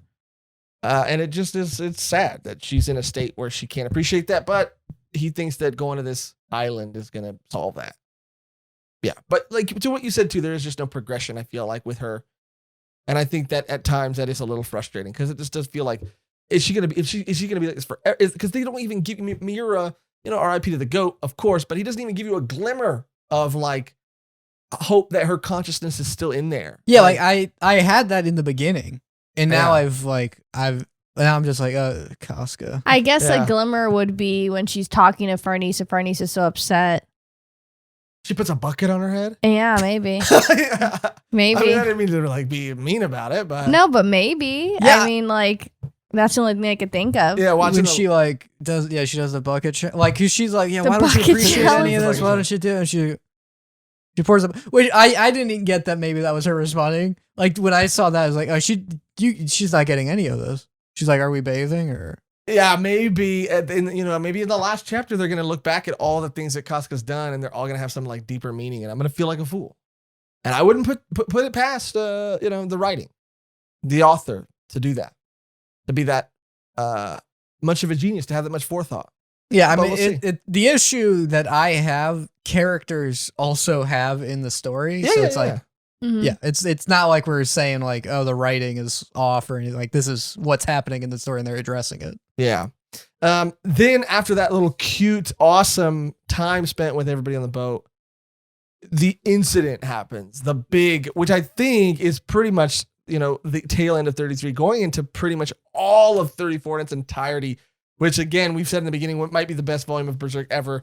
And it is the war, the battle between really Griffith and finally the Kushan Empire. And not only what happens, but there were and the aftermath and the ramifications of everything that happens, but just like during that battle, first of all, I mean, there's three major things I feel like you could talk about when you talk about this volume. You talk about the art, of course. Like it was like, what? No, literally, like, huh? Like every panel? No, yeah, I'm like, what? Like, it was so insane. I kept saying that out loud. I was like laughing, like, this is astonishing. What's going on? It felt like every page was like a spread, like a 2-page. It was just like spread. It was like I was going poster shopping or something. It was just like poster after poster after poster. I mean, it was like, how is this coming out on a weekly basis? Yeah. And I even for a minute was like, how long is this going to go on for? He's really just maybe blowing his load on this chapter or this next chapter. But it would, I mean, it's an expression. And maybe he's flexing. Okay, it's maybe a more. I was like, where am I in and out? Look at all this spread. Okay, I like that one. It's a little maybe more local. Local California inside baseball. More Loca humor. Loca. That's pretty good too. But it went on for like, I was like, okay, 3 chapters. All right, now he's really flexing. 4 and then it was just like the whole volume. Yeah. The whole volume. Almost no dialogue. And everybody talks about the Berserk art, but holy shit, man. I mean, I can't imagine drawing that I can't imagine drawing that in a month. Dude. Yeah, it's exhausting to like process it and like look at it. You're just like, I feel like that detail wouldn't be able to be in that little panel there. Yeah. I sat and I stared, like just like got lost in these panels. But anyway, it's the moment of truth. And Griffith's army is against the Kushans, and to speed through it, but also to really give the time here where it's due and needed. Griffith says his catchphrase, not his catchphrase, but this really cool line, which is demonic release, right? Which it takes every member of his army, which I didn't even know what was happening because they looked so demonic already that when he said demonic release, I was like, oh, that was just a power up. Like chaos control. Chaos control, yes, like Sonic, right? Oh, the emeralds. The emeralds, yes. Yeah, yes, the emeralds. Megan. Yes, Megan, yes. And I thought, oh, everybody just got a power up. And I was like, that's cool. Demonic release, sick. You know? But what I didn't know is that nobody else knew they were demons. So funny. Yeah. So funny. They go, wait. Yeah. Just everyone be like, he controls demons? He's made a pact with? Then if he controls them, why? Then he must be one. And Sonia was like, shut up. Yeah. Do none of you know? Everyone says. Yeah.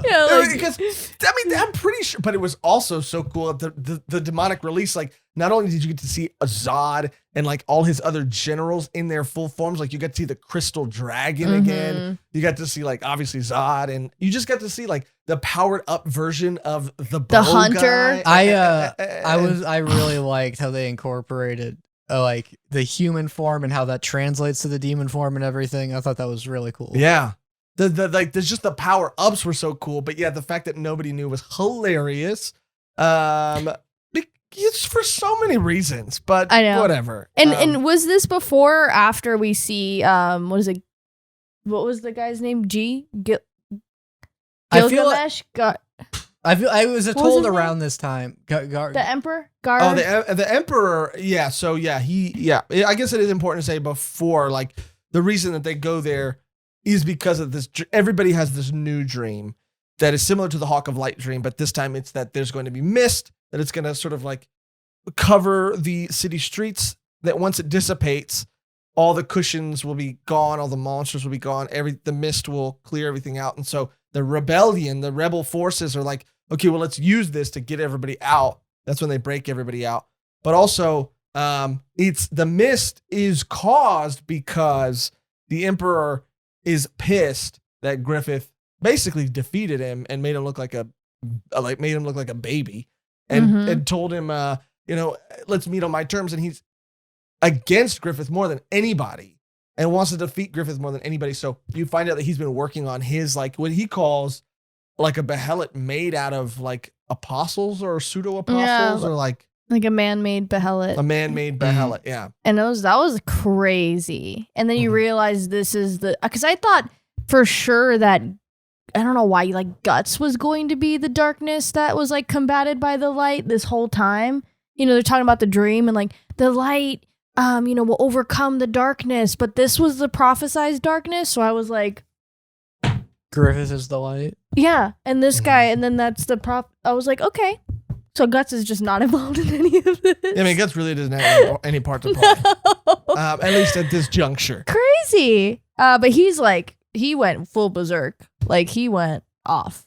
That's not even him anymore. No, dude, and what was so crazy about that too is just the scale of him and how like mentally, like what that did, like what it did taking someone who was already like a pseudo god and turning them into an even like larger than life god, like what that did to him, like mentally, and what that did to him. He's like, where'd my army go? Where'd the people go? Like, there's just these little bugs everywhere. There's these little, and when I step on them, like flowers bloom, like red flower. Like that was spooky. Yeah, dude. he goes, my soldiers. What are soldiers? And I'm just like, he's lost his damn mind. Lost his mind.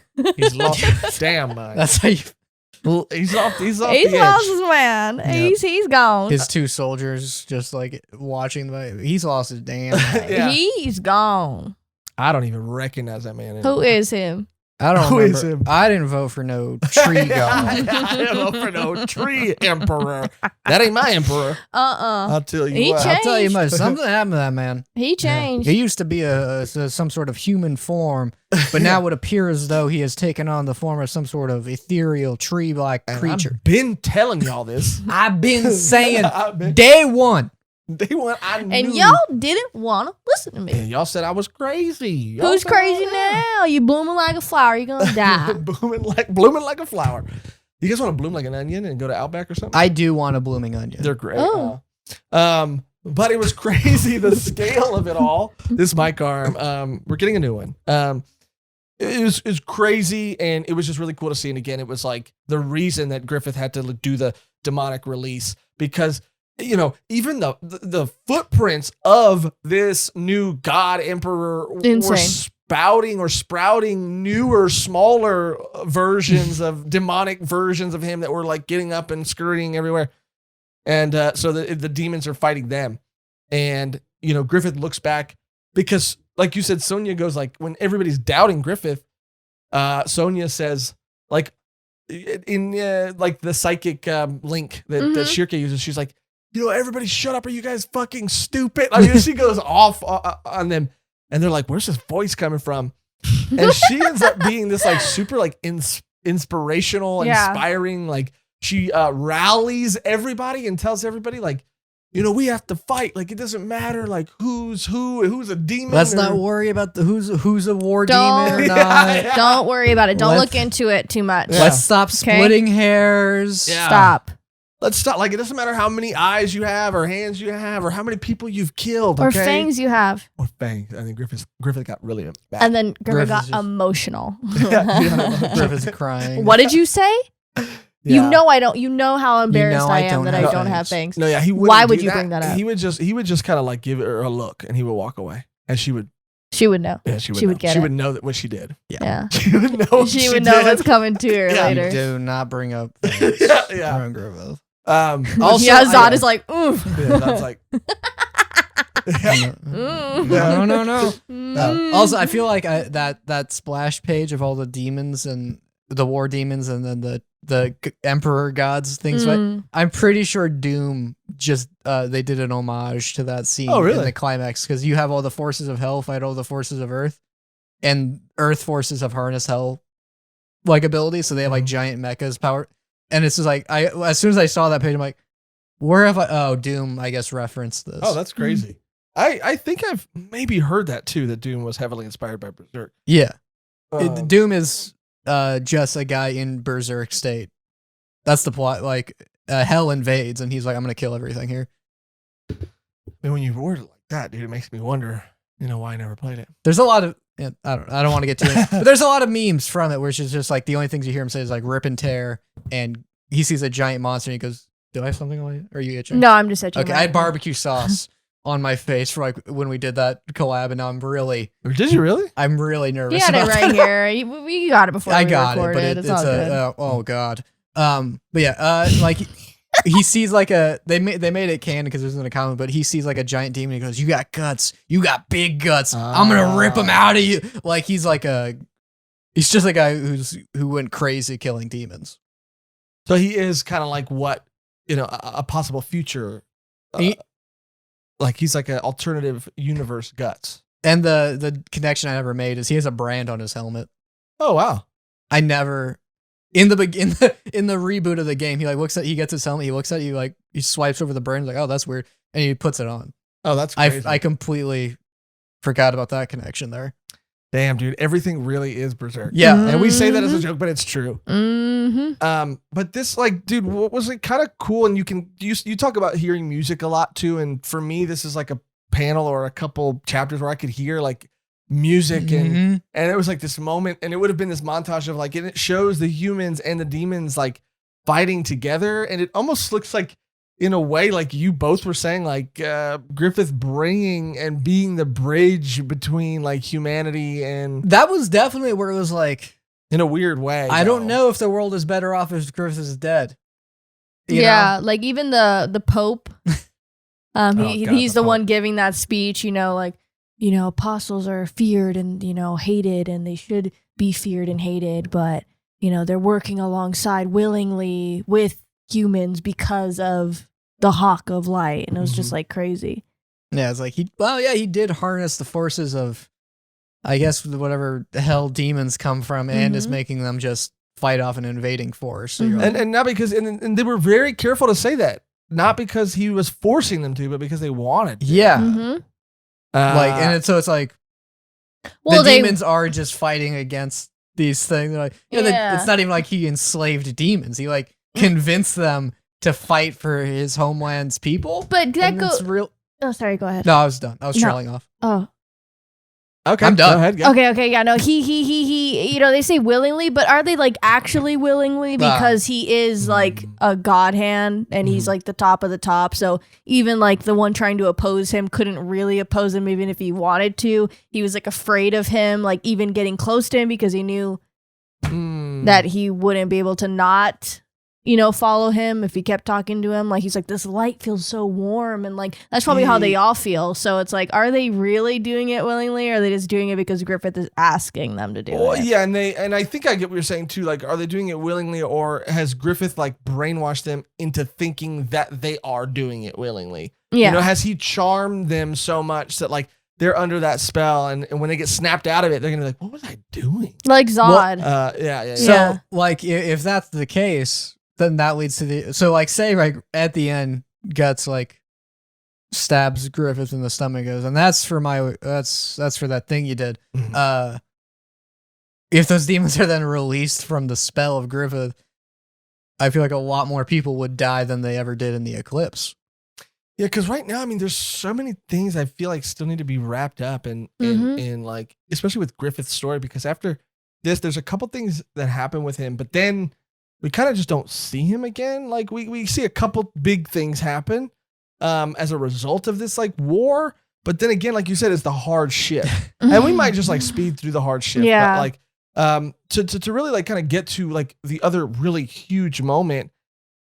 And I still like the reason I have such a hard time, and I don't even know if it's a hard time. Like for me, I think like I can't get out of my head what Griffith or Femto did, and it does seem to be that there are like there's a clear distinction between Griffith and Femto. Whether Griffith is who is the facade, is the mask that Femto wears now to do whatever he's trying to do, because when he entered in the body of that apostle god thing, he looked like Griffith when he was riding Zodd in, and then once he got in, he looked like he was Femto again. And we hadn't seen Femto in a long time. In a long time. Well, I'm under the impression he's using those Femto powers to do the glamour on himself. Like I don't like. I think that armor is just an ability, right, to look like that, to look like how he can make the demons look like nicer. But Femto is who he is now and has been always. Yeah, I think he became Femto,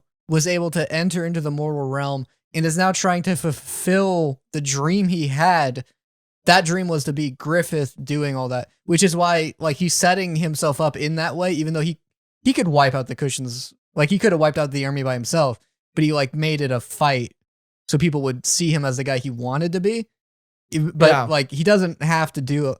It's like he has the power to not be that, but he never, and it's kind of crazy too, because like what makes Femto so different and so much stronger is obviously because like when he used his behelit, the Crimson Behelit, the behelit of the Egg of the King or whatever, like he became a God Hand member. Like every other apostle we see just has become an apostle. Yeah, but he's become a God. Like he got jumped to the front of the line, So that's what makes anything like he can kind of do whatever he wants, and they do kind of show the God Hand doing whatever they want a little bit. Yeah.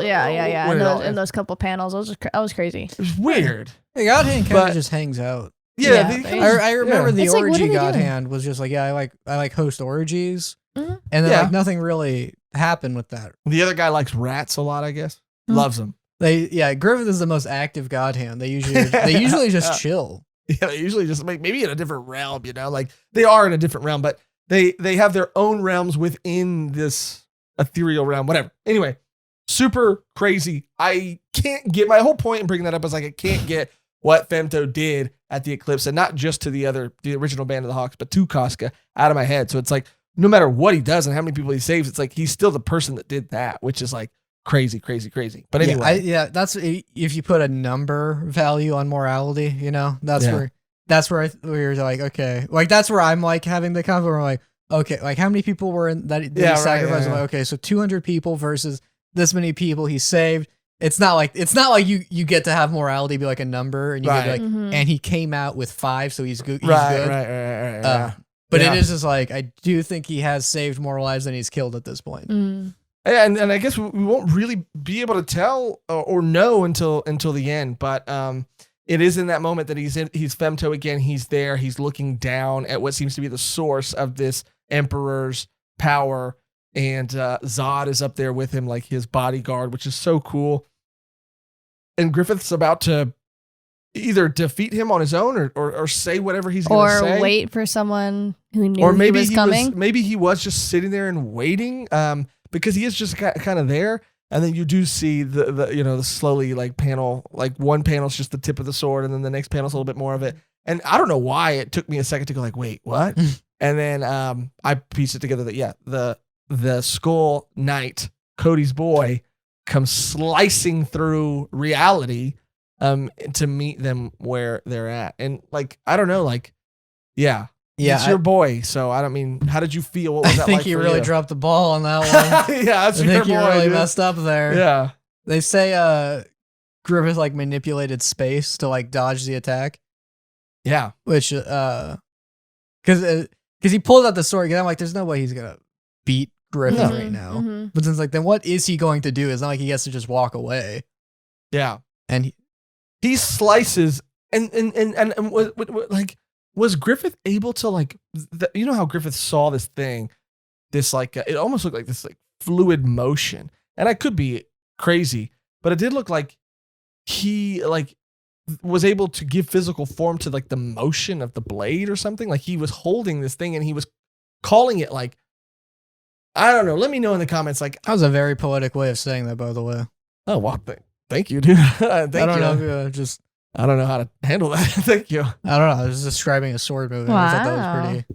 Well, thank you, dude. I'm just gonna take me a second to recover from that. But anyway, he slices his face open, and I think it was the power of the Emperor that because he had turned himself into this like thing that it started to spill over and merge these two worlds. Right? I thought he tree beam shot into the sky. Yeah, there was a beam for sure. He cut him with the sword.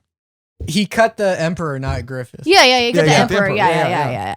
So he was aiming, I think, at Griffith. And and then he moved. And then doing that, it shot up Ethereum. And that's where, like, a second wave of, like, magic came into the world? Is that what happened? Yeah, it was, I forgot what they called it. They said they opened the...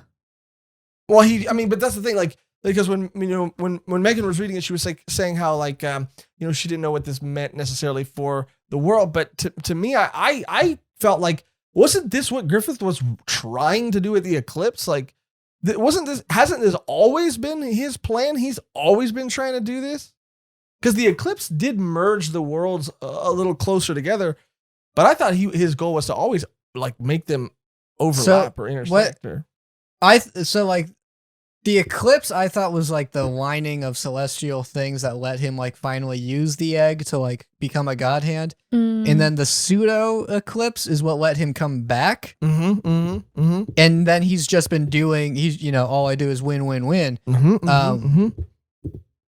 So like this new wave, I don't even see how that, like, I don't think anything ever goes wrong for him, but like, I know. Yeah. I also didn't get a foreboding sense when I saw the effects of this tree beam. Right. Yeah. It seemed, I don't know, I got the impression that like it was bringing in like the other half of like magic into the world. Right. Yeah. The whimsy. Yes.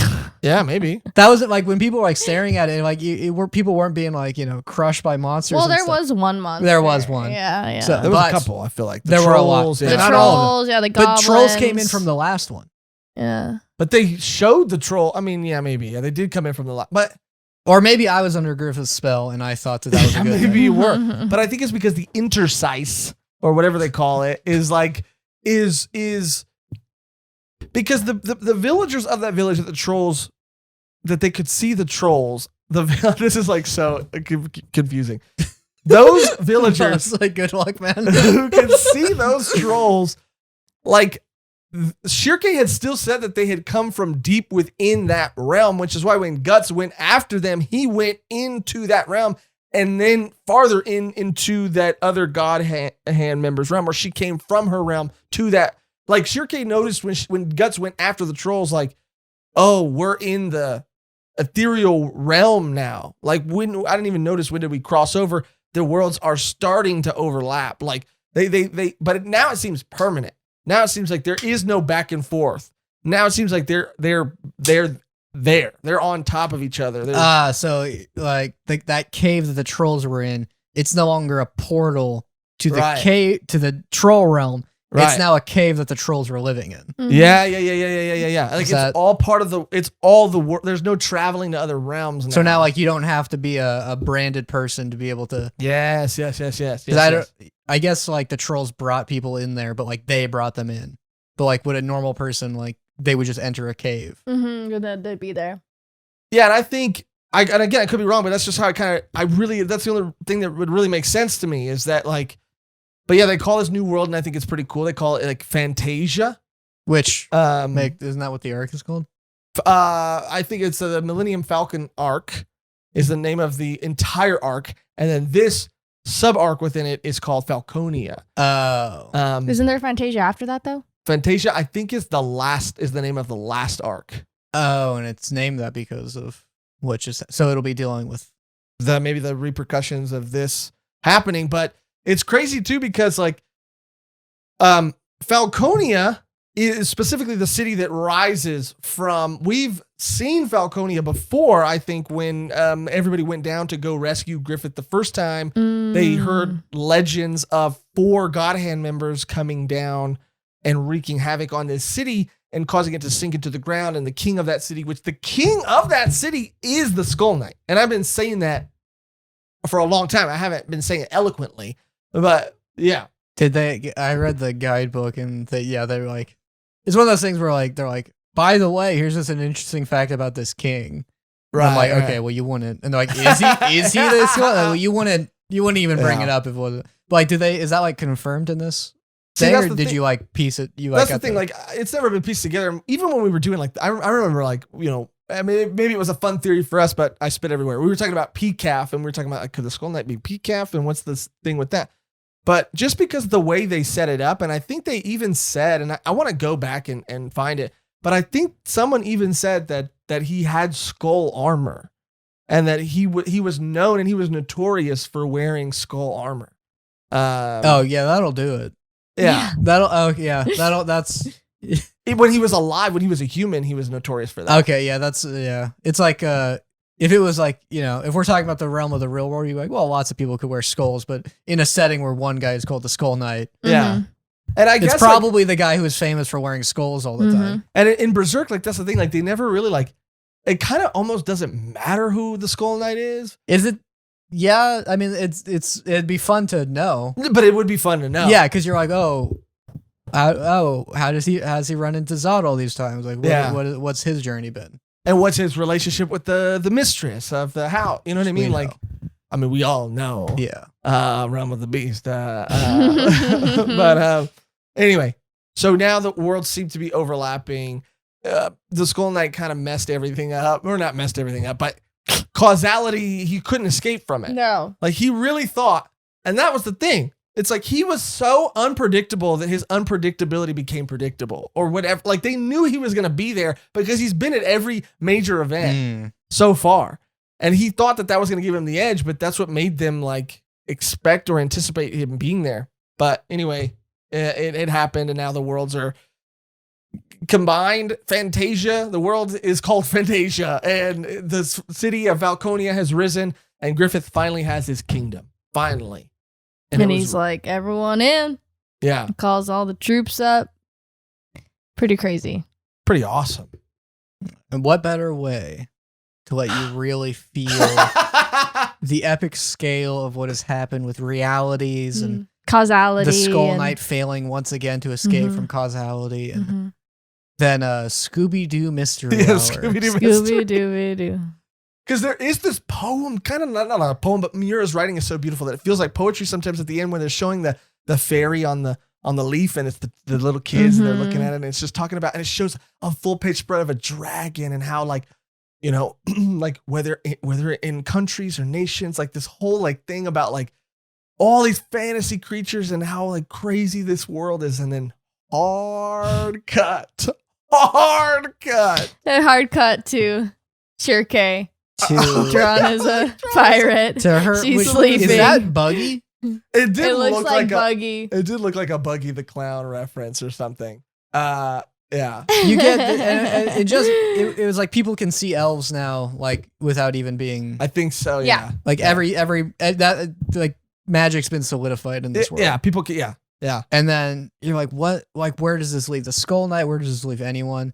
And Schierke's had like clown makeup put on her. She's been jigglypuffed by Isidro. Yeah, Isidro. Like, what is going on? What? And I'm like, this is a funny way to start the chapter, you know? And then I think this is around the time too where they're talking about like, you know, that they put Serpico at the top of the ship.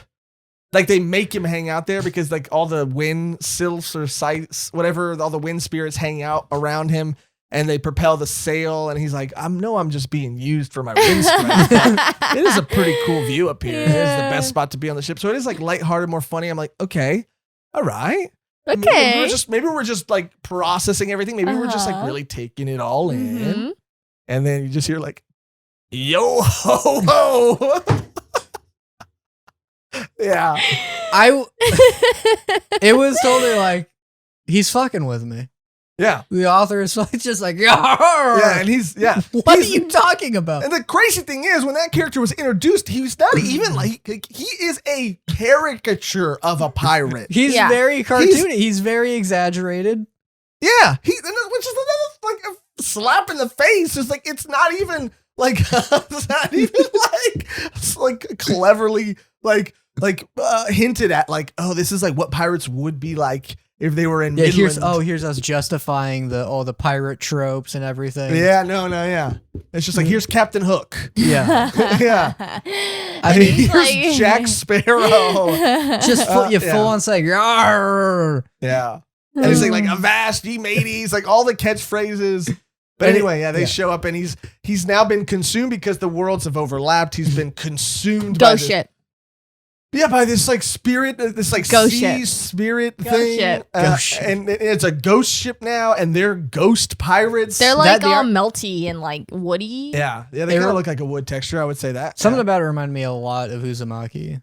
I could see that. Just the I don't know, the porousness or something. Yeah, I don't know. It was gross, and there's a couple other people in this. Megan wrote you. Yeah, disgusting. I was viscerally like, we've seen a lot of really gross stuff in Berserk, but these people, not my cup of tea.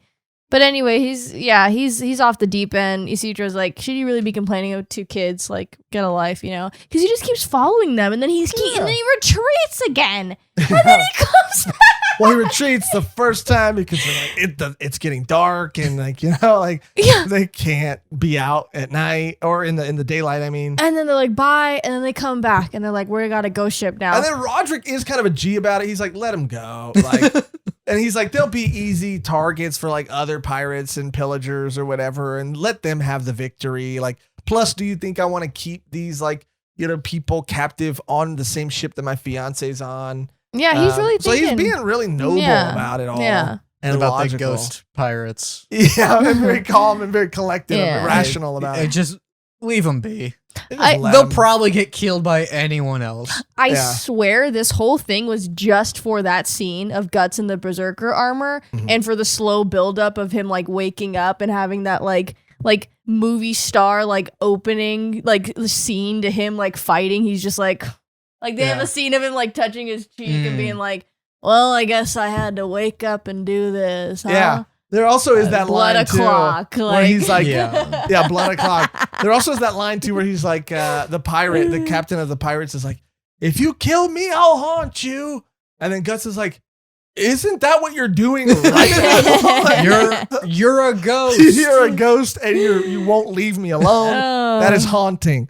And he goes, well, you know, are these things edible? I'm starving. Yeah, I was like, Guts. And like the Cedro calling him like a son of a, what do you say? Like, he's a son of a bitch. Like, he calls Guts a son of a bitch. I mean, I'm like, what is going on? It was just so wacky. About the zany pirates that like, it's borderline just harassment that they do to them. Just like bothering them. Like, literally. Even though they have this power now, it's just like, yo. Yeah.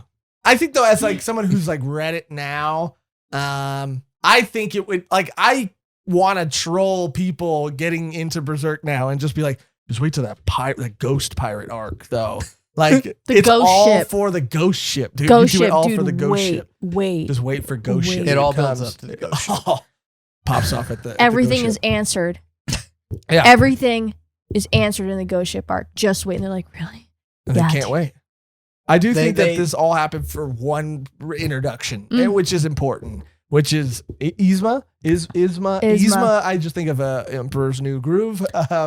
What was her name? Isma. Yeah. Isma what? Isma. Yeah, Isma what, Cody? I needed Josh to say. Yeah. What did you need me to say? I'll set you up. What was her name? Isma. No. Isma. Isma balls going. Oh, okay. All right. You got me, dude. I'll cut out the part where I said I was going to set you up, so that it looks like you just get me. Yeah, that'll be better. Yeah, that'll be better. It'll be better for the show. I think. Okay, right, go cut back. Oh, yeah, you gotta do a clap thing. Thank you. We never talk about the clap. We've never talked about the clap.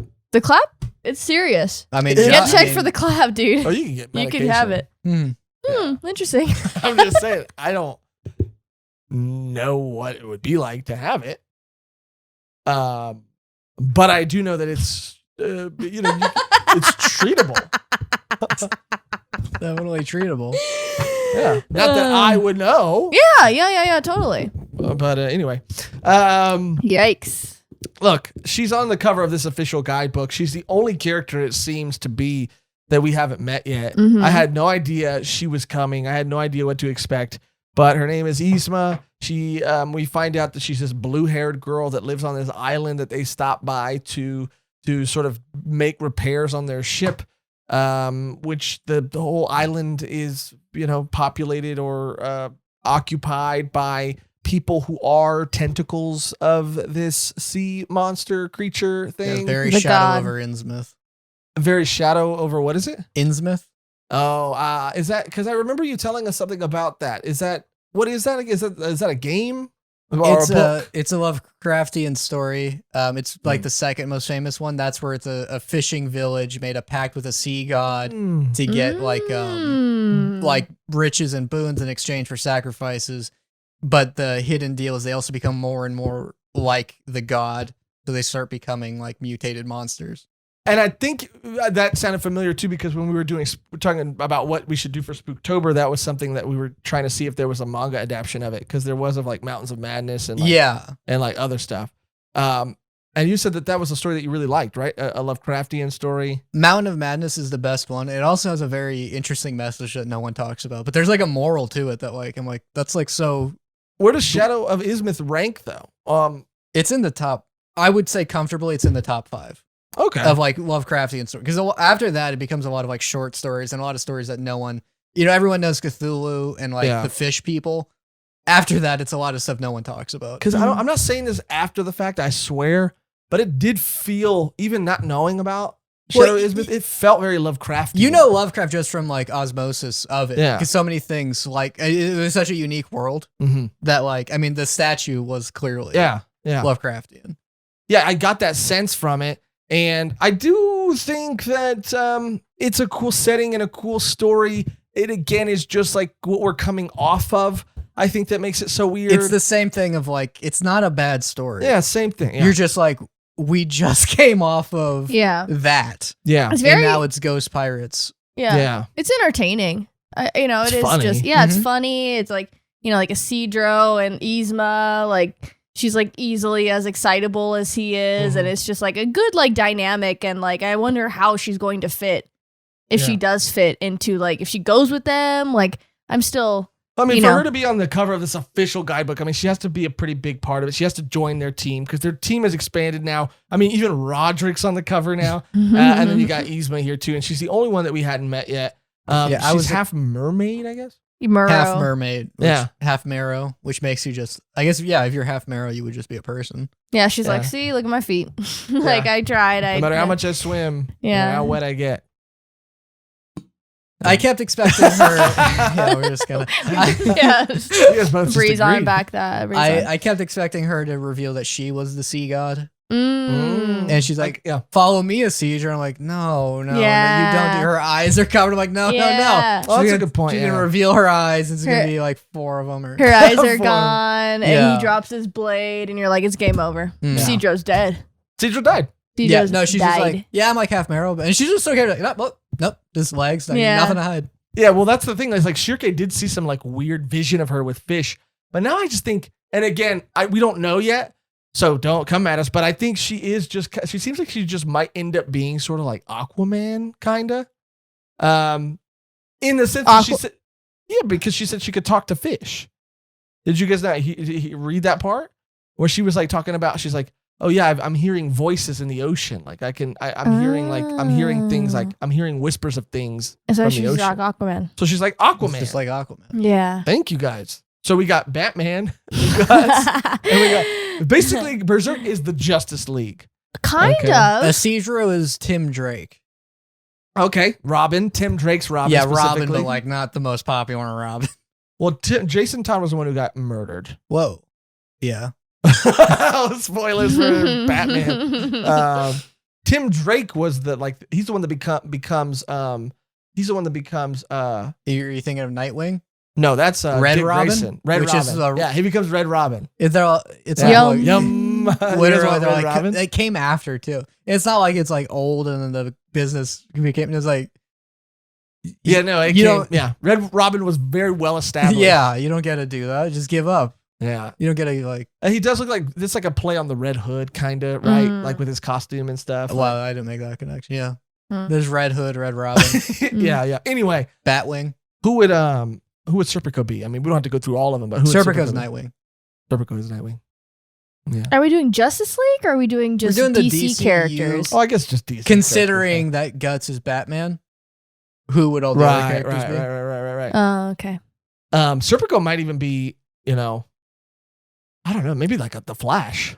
I was thinking the Flash. Well, if you have wind powers, I was that thinking the Flash. personality, a sense of the Flash isn't a bad pick because His mom, mommy issues. Mom died at the stake. Mom died in yeah, I would say either the Flash or Green Lantern I can see that. because they have like a kind of a contentious relationship. Like Batman and any Green Lantern, they never like each other. I can see that too. Yeah. Let us know your Justice League Berserk crossover picks.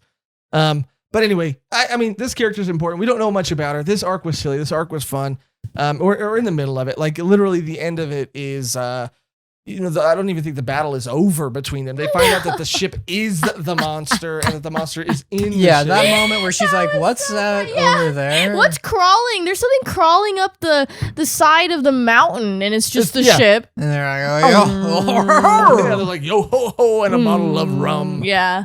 Which was also really cool, a really cool Roderick moment. Like after they won that first battle, remember what Roderick said? Roderick was like, for anybody who's like doesn't have a job to do right now, rum on me. All right, just drink it just felt like he was saying like just drink responsibly and don't have too much fun. But you know what? Like, relax. You guys did a good job. I was like, it was just like this like weird level of like he wasn't like everybody let's get fucked up. He was like everybody like you did good. It was just really just cool. He's a cool boss, but he's still like responsible about it. Like, if you're done with your shift, like take a break. Don't get crazy. We're all having fun. Don't get crazy. We're all having fun. Yeah. And it's put it on my tab, but only one, and just really enjoy it. Looking at you. Yeah, you deserve it. Looking at you, Timmy. Yeah. Looking at you. Remember last year's Christmas party? Yikes. Let's not do that again. Last time we fought these ghost pirates, crazy. We thought it'd be the last time. They keep coming back. They keep coming back because they're dead and they are not. We don't have to worry about them. We can't kill them.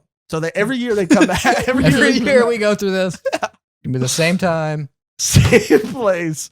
I am excited to see where this arc ends. Me too. I'm curious if Isma joins the crew. Yeah. I'm curious even if she does, what her dynamic will be, what her bigger story will be, how she'll fit in with everybody else. Is she a direct result of the second wave? Kind of what I'm thinking, right? Because with the way that the magical creatures have sort of like crossed over, like, is there some significance to her like mother, who is a mermaid, coming back, which she said her father told her was going to happen with this convergence that seemed to happen? Is that going to like, is she going to be that link to like, she's like, is she like half magical creature? I don't know. And she's going to be able to help them navigate this world of Fantasia now. I don't know, but we don't know much. And there's one arc left. Which is, that's weird to hear. There's like, I think a total, like we read 5 volumes, and I think there's a total of like 6 volumes left. I can't. In the rest of the story. And I could be a little off about that, but. That's because this has taken us like almost a year. Yeah. I mean, I guess it doesn't feel like it, but when you go back, yeah, it's been about, I think, or definitely will have been a year. By the time we finish, yeah, it'll probably be near a year. What do you guys think though about this arc? How it compared to everything? I do want to look up and see how many volumes we have left. But compared to other arcs, Conviction arc, obviously Golden Age arc, Black Swordsman arc. I mean, now the Millennium Falcon arc. Where do you think it ranks for you? Like, what were some of your highlights, or just feelings in general? It's I don't know how I feel about it until I see what the fallout of the Skull Knight is like. I don't know what happened there. You know, I don't even know if they just walk away or anything. Like, I don't. Mm-hmm. Yeah, it's gonna be interesting finishing this manga. Then I can really look back and be like, okay, these are, because now it just is like a buildup of story, and I'm like, this is great. This is all just amazing. I can't be like this one over this one yet, like just yet. Yeah. Like, I mean, the Millennium Falcon arc was really, really cool. Black Swordsman arc was really, really cool. Conviction arc was really, I mean, it's just so hard to pick one or like over the other. And especially, I mean, volume 34, like I'm still shook. It's the greatest volume of Berserk. It has to be. Yeah. It has to be. I did look, by the way, and we do have 6 volumes left. And that's it. And we read 5 just for this episode. So, I mean, we could, in theory, but I don't know if we want to do that, just because I don't know if we're ready for it to be over. I'm not ready. I'm not ready. That's so weird, because it's like, that really is like, that's the end of it. There's no. Yeah. I have to pee so bad. Give your final thoughts. Same. Give your final thoughts, and then I can give my final thoughts, just because, like, you know, we could stop, but I don't want to lose our energy. I don't want to lose our passion. So I can pee. Give your final thoughts. Just go. Just go. Jesus Christ. And then then explain when you I have to come pee for 5 minutes. Thank you guys for being here. Thank you. Oh my God. I have to go pee because I have too much liquid in my bladder. I enjoy talking, but unfortunately I must go pee. And this is, as you know, my toilet, I have to flush it after I do go pee. And you know, that adds a whole nother layer of effort that needs to go in here. You know, I just don't want to Jesus, not pee. He has to make sure everyone knows every single detail about going. Just go pee. Jesus Christ. Yeah.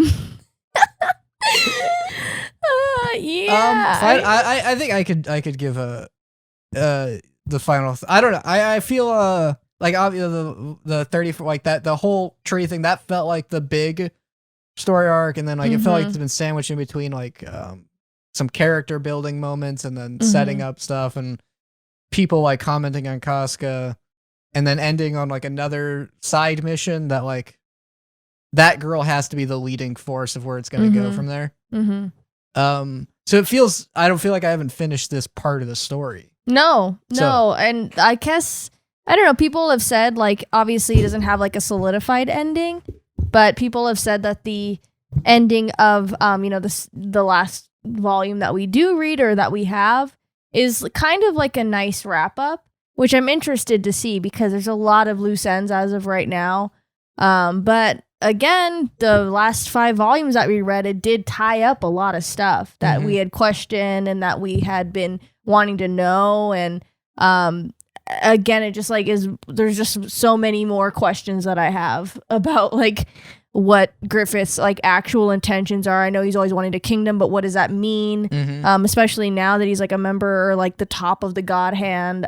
So there's just a lot of things. And, you know, Guts, like, is he really, you know, he is trying to get Casca to the elf kingdom to make her more, you know, make her come back. But I don't know if that will overshadow. Obviously, it kind of has already, because he did decline that offer to like go find Griffith and like beat him, joining the Apostle. So there's just a lot of questions that I still have, and we'll see how many are answered in the next 6 volumes. Cody, you still betting on the last panel being them getting to the island of elves? And I feel like that's a safe where it's like we can't wrap it up completely, but it's like if you see them go to the island, you can be, you can kind of be like, okay, Casca will probably get help, and then they'll probably like go from there. Like you don't have to show that.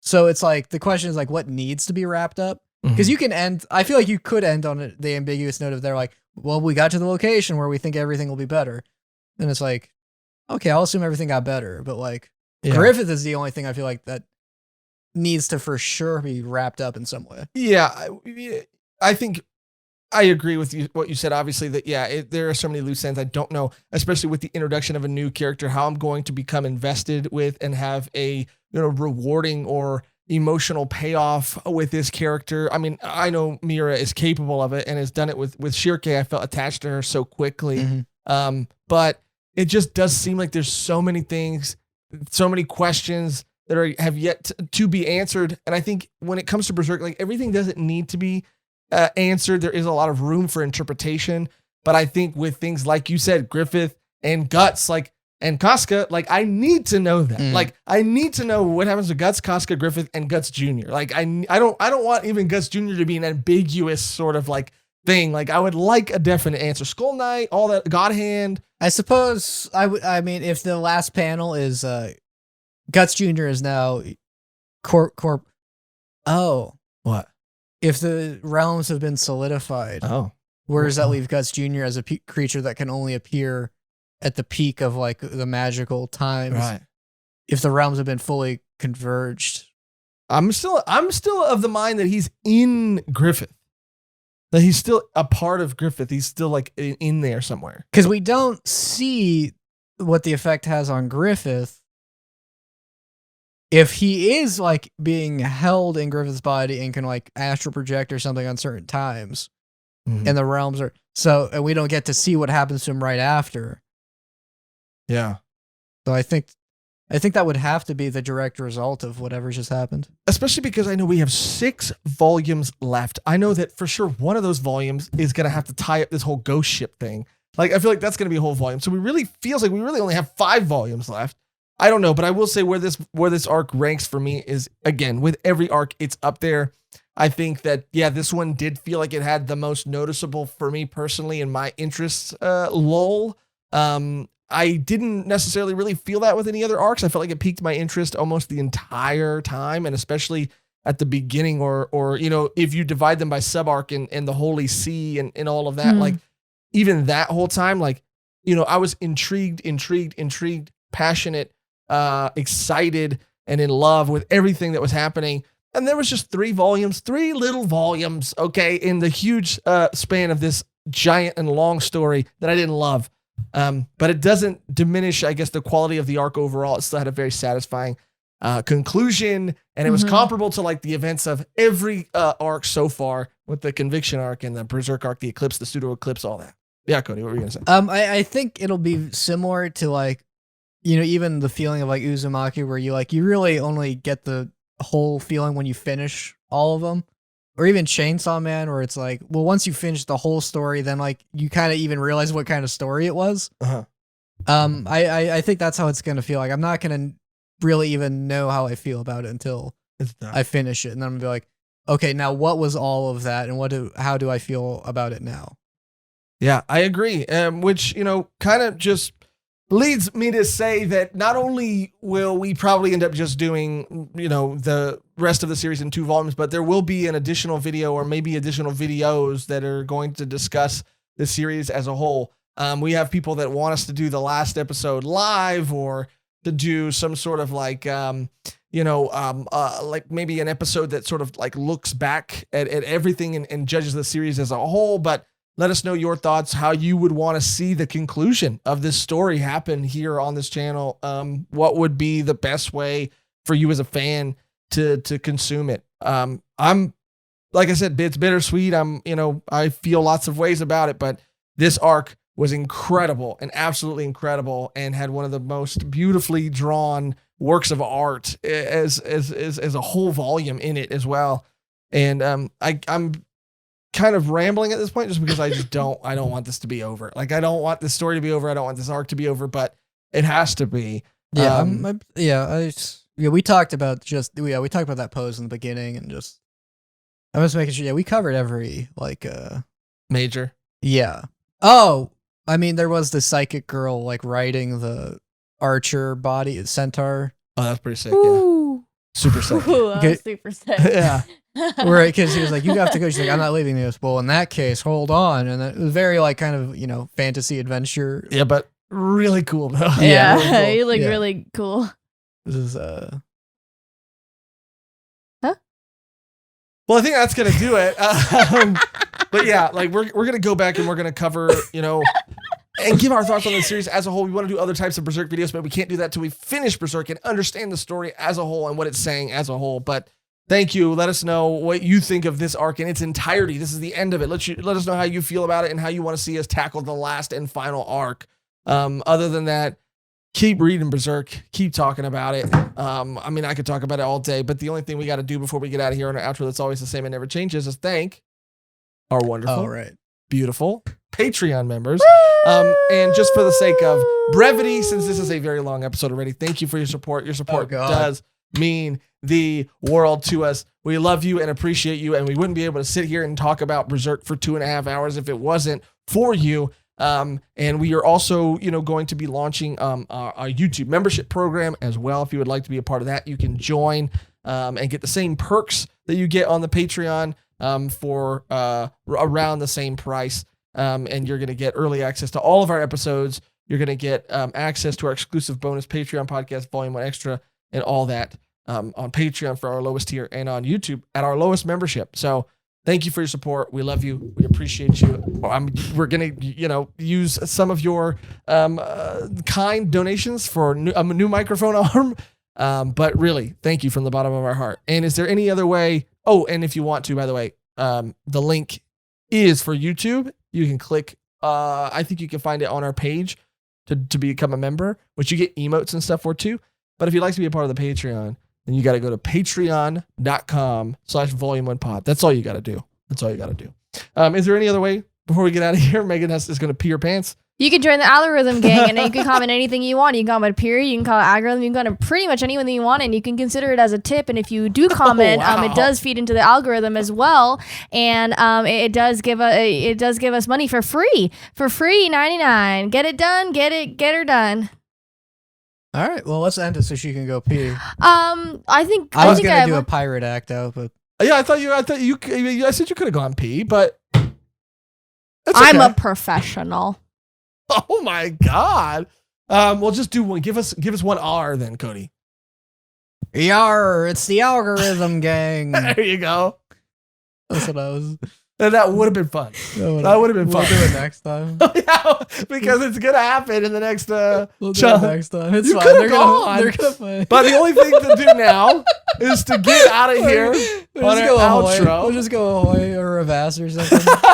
That's what happened. She's dying right now. On our outro that's always the same and never changes, which today, of course, is... We only have 6 more volumes. Oh, ship. There we go. Go ship. There we go. Let's Go do it. ship. Okay, all right. No, No, it's great. Thank you for watching. Thank you for listening. And until next time, we only have 6 more volumes. Go ship. Go ship the Berserk. Okay, now she's gonna go do the pirate outro. I'll do the outro. Yeah. Oh, the outro, like We'll just go like our vast Avast, mateys, it be the algorithm.